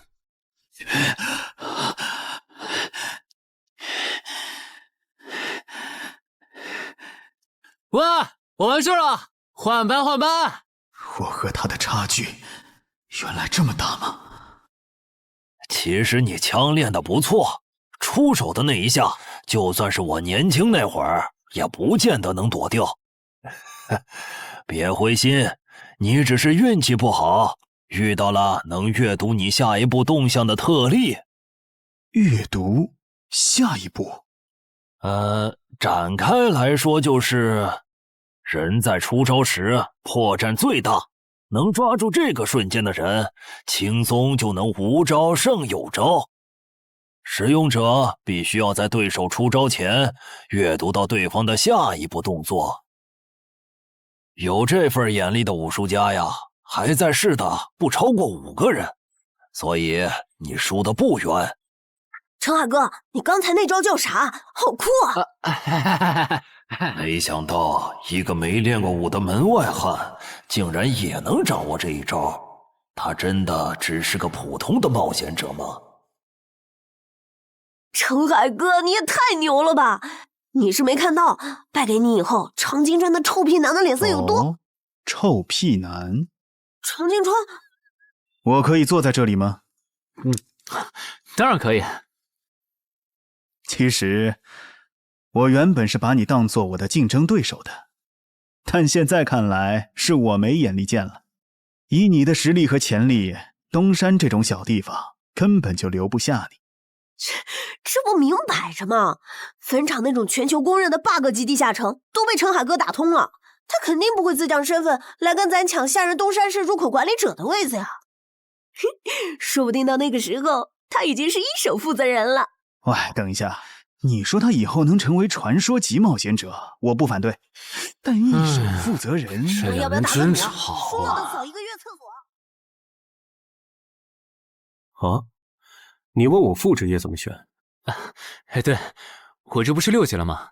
之前探索地下城的时候，发现冒险者面板升级了，除了在用的职业以外，我还可以再激活一个副职业。但我不知道副职业该怎么选，所以来问问你。这个在主副职业常识课上会讲。不过你既然问了，那我就简单说下。一般来说，冒险者主职业分常见和隐藏2种，常见职业很多，进阶方法也大都搞清楚了。你的主职业要是常见的，去内网一搜就知道和哪个副职业最配了。那如果主职业是隐藏职业呢？果然，你是隐藏职业。隐藏职业因其获取难度，目前协会只掌握了个别职业的最优路径，其余的就只能凭感觉来了。啊？凭感觉？那如果选错了，后续不就完蛋了？谁也打不过了呀？不一定。毕竟常规职业冒险者，就算是成为传说，实力也只能排到中等偏下这样。如果你真是隐藏职业，只要没选和主职业互拖后腿的副职业，那上限就不会低。说起来，有一些隐藏职业，甚至不需要副职业就能直指传说，甚至还是上位传说。这样吗？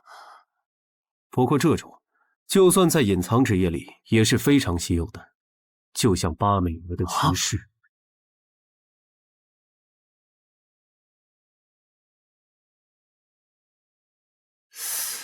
内网竟然没有死亡行者的相关资料，那看看英勇之骑士吧。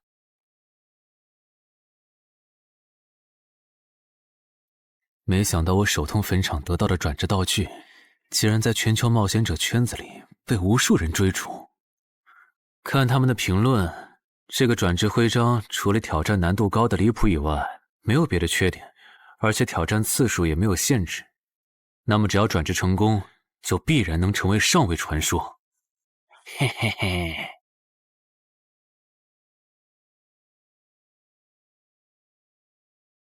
使用英勇之骑士试炼徽章。哼，那么出发吧。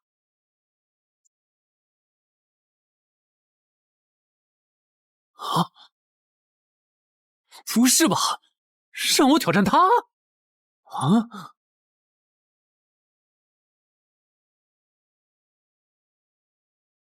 直接开始了这个任务描述啥意思呀？是要撑过10分钟吗？还是用10分钟得到他的承认？啊！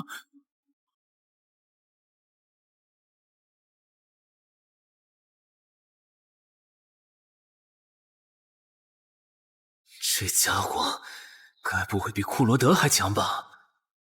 完了，第一把先试试水，先弄清楚我和他的差距。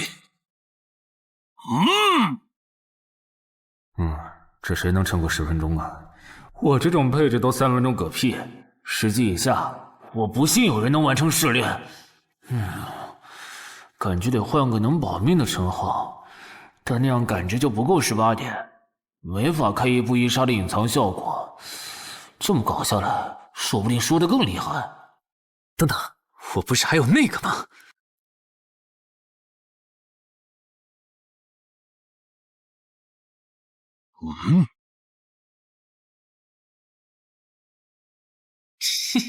好耶！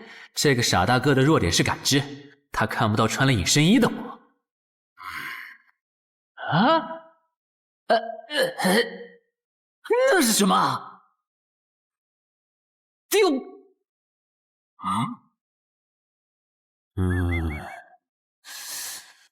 他怎么能有看破隐形到位的技能啊？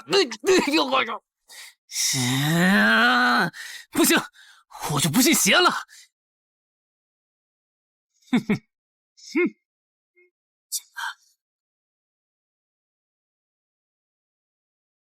混蛋！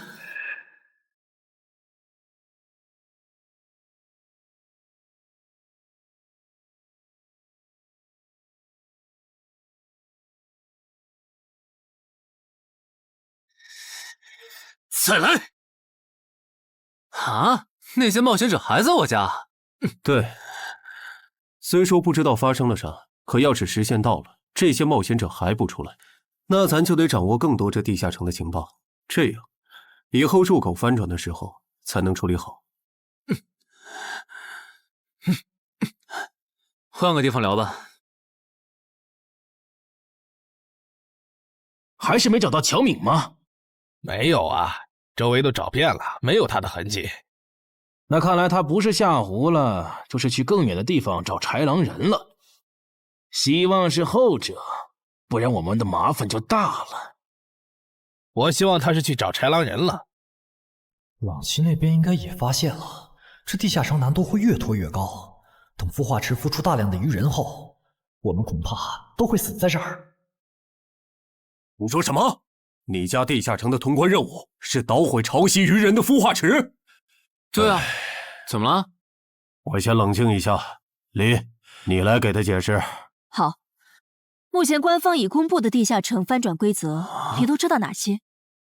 基本上都知道。入口翻转后，攻方守方位置互换，我们这儿会变成鱼人需要攻略的地下城。没错。那你知道来咱们这边的地下城土著也需要满足指定条件才能回到他们的世界吗？什么？等等，你的意思是那些土著也会有脱离和通关任务？是的，而且绝大多数情况下，两边的脱离和通关任务会很接近。比如捣毁潮汐鱼人的孵化池，换算到咱们这边，恐怕是破坏人类的重要设施。嗨，你再听嘛，这下摊上大事了。他已经吓傻了。你说东山市下个月会有一个7级地下城翻转？对，地下城的土著是鱼人和豺狼人，类型是探索，通关任务是捣毁鱼人的孵化池。所以他们想要征调咱们的徐茂？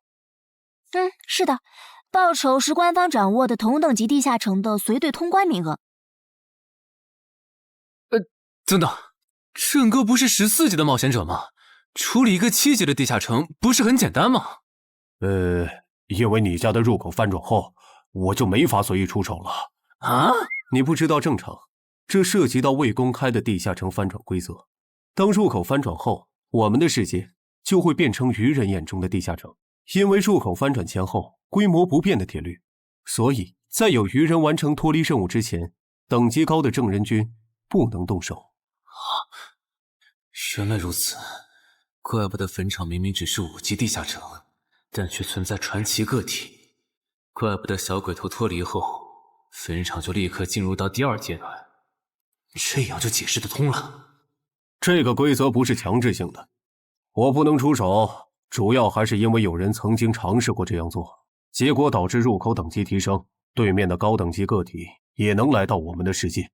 简单说，用同等级处理同等级翻转问题，是各国冒险者协会试过好多回后得出的最优方案。那军队呢？郑哥这样的不方便出手我理解，但军队和热武器明显更靠谱吧？用军队和热武器对付入口翻转，攻略地下城确实最效率，但过去10年来，所有这么做的国家，最后都后悔了。啊？后悔了？为什么？因为那意味着 bug 要出现了。军队和热武器要是掺和进来，地下城的实际挑战难度就会远超它本来的等级。如果军方很快镇压了翻转的地下城，那后面入口的挑战难度会接着涨，一直涨到跟这片区域守方的战斗力正好对上为止。再说了，从11级地下城开始，枪就不咋管用了。再往上，16到20级的地下城，里面有些怪物甚至得用核弹才能干掉。总结一下，军队插手，问题只是被推迟了，并没有真的解决。等到问题彻底爆发的那一刻，我们得直面那些能跟最厉害热武器硬刚的怪物。现在你明白了吧？不是我们不能用军队来解决地下城翻转问题，而是那代价对于人口众多的我国来说，有些过于沉重了。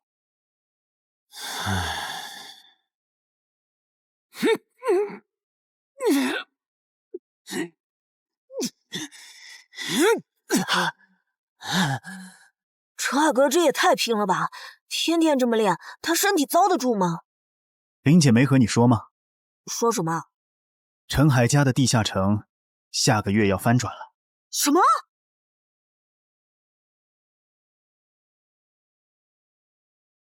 你那边怎么样了？老样子，湖里的鱼人不肯上岸。我猜这个地下城的 BOSS 已经察觉到我们被困了。正常发展的话，那些鱼人应该会在最后几天发起总攻吧？其他人呢？他们怎么看？都蛮乐观的。小敏的失踪并没有引起他们的警觉。唉，那这下不好办了。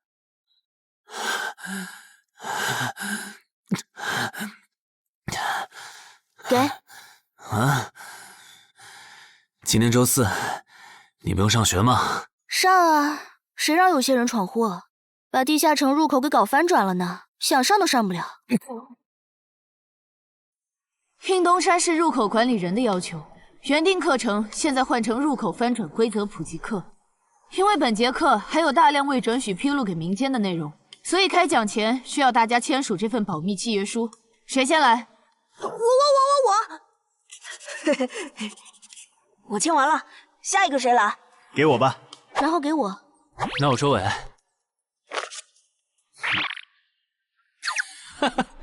原来你叫苏玉啊！哎，你爸是不是三国迷，喜欢荀彧啊？闭嘴，快点签！最后重复一遍，我接下来讲的内容，你们不可以透露给协会外的人。一旦违例，协会的档案师和守密人就会针对违反保密协议的人进行内部处罚。相信我，绝对会让你们后悔泄密的。下面开始正式上课。官方已公开的入口翻转规则，你们都看过吧？看过。好，那我就用东山市要翻转的7级愚人地下城做切入展开来讲。地下城翻转完后，入口还在老地方，东山市会出现对愚人来讲难度一样的7级人类地下城。在该区域内，你们将无法使用称号。为什么？目前学术界尚无定论，但主流观点是，这是基于守方有利现状做出的平衡性调整。其实很好理解，攻方愚人们初入城市，不了解地形，处于压倒性的劣势。要是这时候守方战斗力还不限制，攻方可就太吃亏了。有一个问题，还是用这个愚人地下城做例子。如果愚人来到我们的世界，那他们的实力会变强吗？在他们完成脱离或通关任务前，实力并不会有明显的提升。也就是说，愚人完成脱离任务后，因为有好处拿，就更想把通关任务也给完成了。这机制不就是让人等死吗？我有一个问题，这次的入口翻转事件就不能用枪来解决吗？用枪的话，地下城难度会高得多。要是不想以后碰上更多入口翻转的事儿，就别想用枪解决问题。那找2个9到10级的大佬堵门怎么样？来一个杀一个，这总行了吧？地下城入口翻转后，以入口为中心那一片，攻的一方占大便宜，守的一方在这地儿，称号没法用，职业带来的基础属性也没了。多找几个人呢？如果来5个9级堵门，应该就稳了吧？5打1的话，咱们经验更多，绝对是咱们这边优势更大。是，之前确实有人这么做过，而且效果也不错。但对攻方不利的地下城，也会因此变更为生存型。按照镜像法则，要是咱们守着的地下城变成生存型，这世上某个地方就会出现同样等级区间的生存型地下城入口，来和它平衡。比较典型的就是坟场和恐惧之墓。所以，至少在我们国家，现在是尽量避免这样做的。好恶心啊！这里不允许，那里又有限制的。难道入口翻转，我们就只能安排附近居民撤离，然后一波接一波的处理跑来咱们这边的愚人吗？倒也不是，其实我们已经快找到可以快速解决地下城翻转事件的办法。哦，是什么？只要入侵我方世界的同批次地城土著里，有人被我们捕获，且在该地下城入口时间归零前，我们一直保住他的命，那就不会再有下一批次的入侵者。这次喊大家过来，是想和大家一起讨论我们最后几天的安全问题。能有啥安全问题？不就是个靠机制恶心人的7级地下城吗？要不是我的职业不适合水下作战，他早被我攻陷了。不懂就闭嘴，好好听。这个地下城没你想的那么简单。啊，搞得你好像很懂的样子。你懂你说呗，我洗耳恭听。你没看这个地下城的名字和任务内容吗？摧毁潮汐愚人孵化池，这么明显的暗示你都没反应过来，我真是服了。要现在这样下去，最后几天火里的愚人能多到数不过来。如果他们的 BOSS 是团队增益型的，那某些不抱团的蠢货绝对死定了。骂谁呢？所以召集我们过来，是要商讨最后几天愚人上岸时咱们怎么自保吗？对。上个月我去粤省处理当地10级地下城翻转的事，知道了一些不能透露给民间的情报。官方察觉到翻转后的地下城有个对攻方有利的规则，以入口为圆心的特定范围里，守方的战力会被严重限制。所以我认为现在这个地下城作为守方的鱼人们，应该也存在类似的规则。具体点呢？会限制到什么程度？以我们为例，鱼人作为守方，我猜就算他们的 BOSS 是团队增益型，进入我们攻方有利的区域，这个增益效果也会被压制。称号不能有也就算了，连职业带来的基础属性加成也会被抵消吗？这限制未免也太大了吧！我原本还想着，如果称号不能用，就选一个感知+2的副职业，凑出一步一杀第2个效果，未来式的最低要求。但现在肯定没戏了，算了，到入口翻转前，我先用阴影之骑士来适应没有未来式的战斗吧，看看实力会折损多少。早啊，骑士。啊？是吧？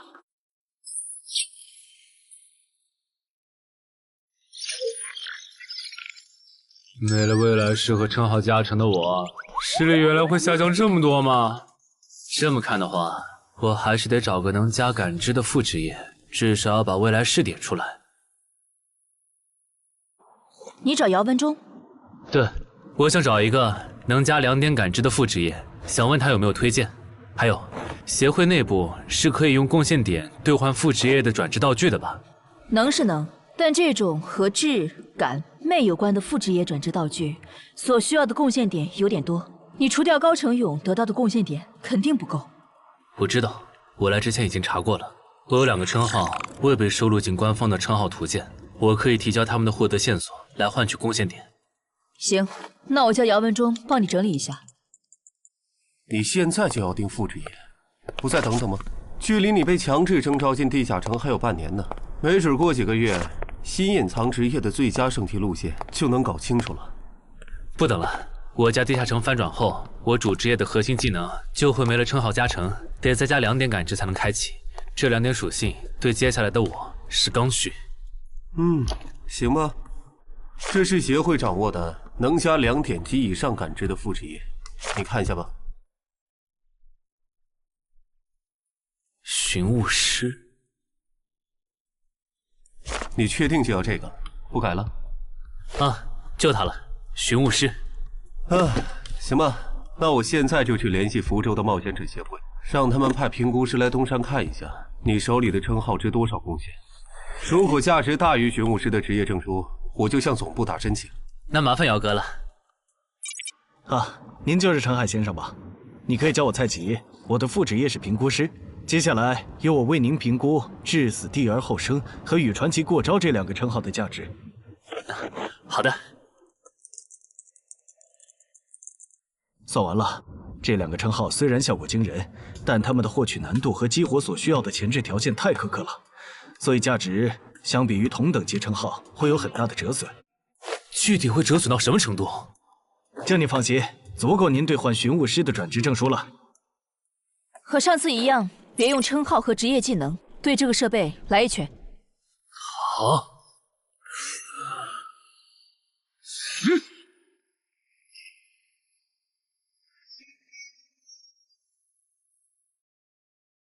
陈海哥的基础力量怎么只有13？我还以为他至少有14的。你别看他现在只有13，等他家鱼人地下城翻转的时候，他保底能练到14，也有可能是15。虽然陈海哥很拼，但13到14这个阶段，就连姚哥都用了2个月。陈海哥再快也不至于到15吧？不信算了。说实话，我挺眼馋你这个达人绷带的。等你以后用不上它了，能不能考虑一下平价卖给协会？可以啊，不过那得等我的力敏双16以后。原来你们在做力量测试，我说怎么找不到你们？程海，你的副职业转职证书到了。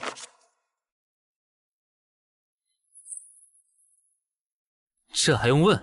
当然是选是啊。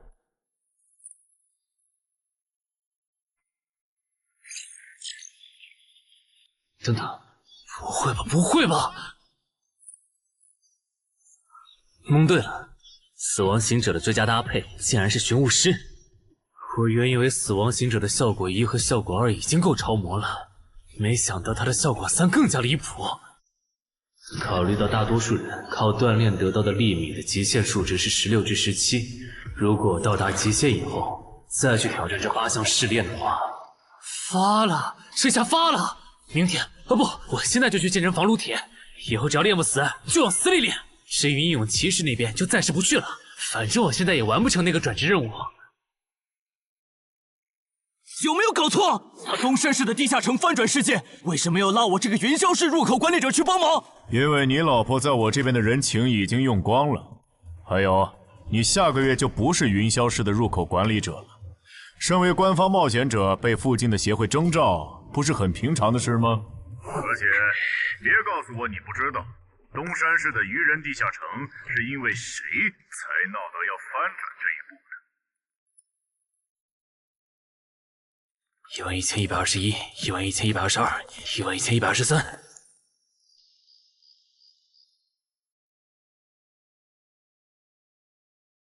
大家再坚持坚持，最后一天了，扛过去，咱们就能回家了。曼哈努斯大人，巢穴现在有守卫24只，精英鱼人69只，哨兵队长和士兵共800。很好，我要用他们来提升我的等级，杀死森林里的冒险者，把他们的尸体拖回来。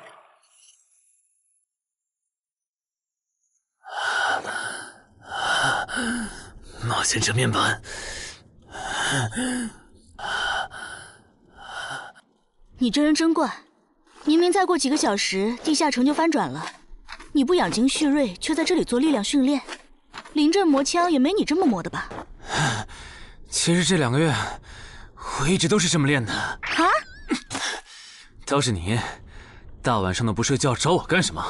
如果我说我的称号在催促我尽快离开这个城市，你信吗？什么？我有一个想法，如果那些鱼人真的会在最后几个小时上岸，我们要不要试着做掉他们的 BOSS？ 只要 BOSS 死了，剩下的鱼人就算数量再多，也不过是一群小喽啰。不是，你有毛病吧？明明已经说好了，大家守在出口，等任务时限到了就一起回去，你加什么戏啊？而且任务没完成，你杀 BOSS 也没奖励啊！不是我非要杀 BOSS， 是我问过王二了，我们没完成脱离任务，想搭地下城翻转的顺风车回家，是会占用翻转后地下城的挑战名额的。确实如此。那么基于镜像原则，翻转后地下城的挑战人数上也会是15。如果最后几个小时鱼人 BOSS 带着手下和咱们争夺这15个翻转名额的话，只要有4个鱼人比我们先冲出去，那我们之中就有人要永远留在这儿。等等，话不能这么说吧？万一那些鱼人最后没来呢？万一咱们守住了也成功撤离了呢？不，他们一定会来。我的副职业是塔罗牌占卜师，我刚刚给自己算了下，接下来的几个小时，我的运势是凶多吉少。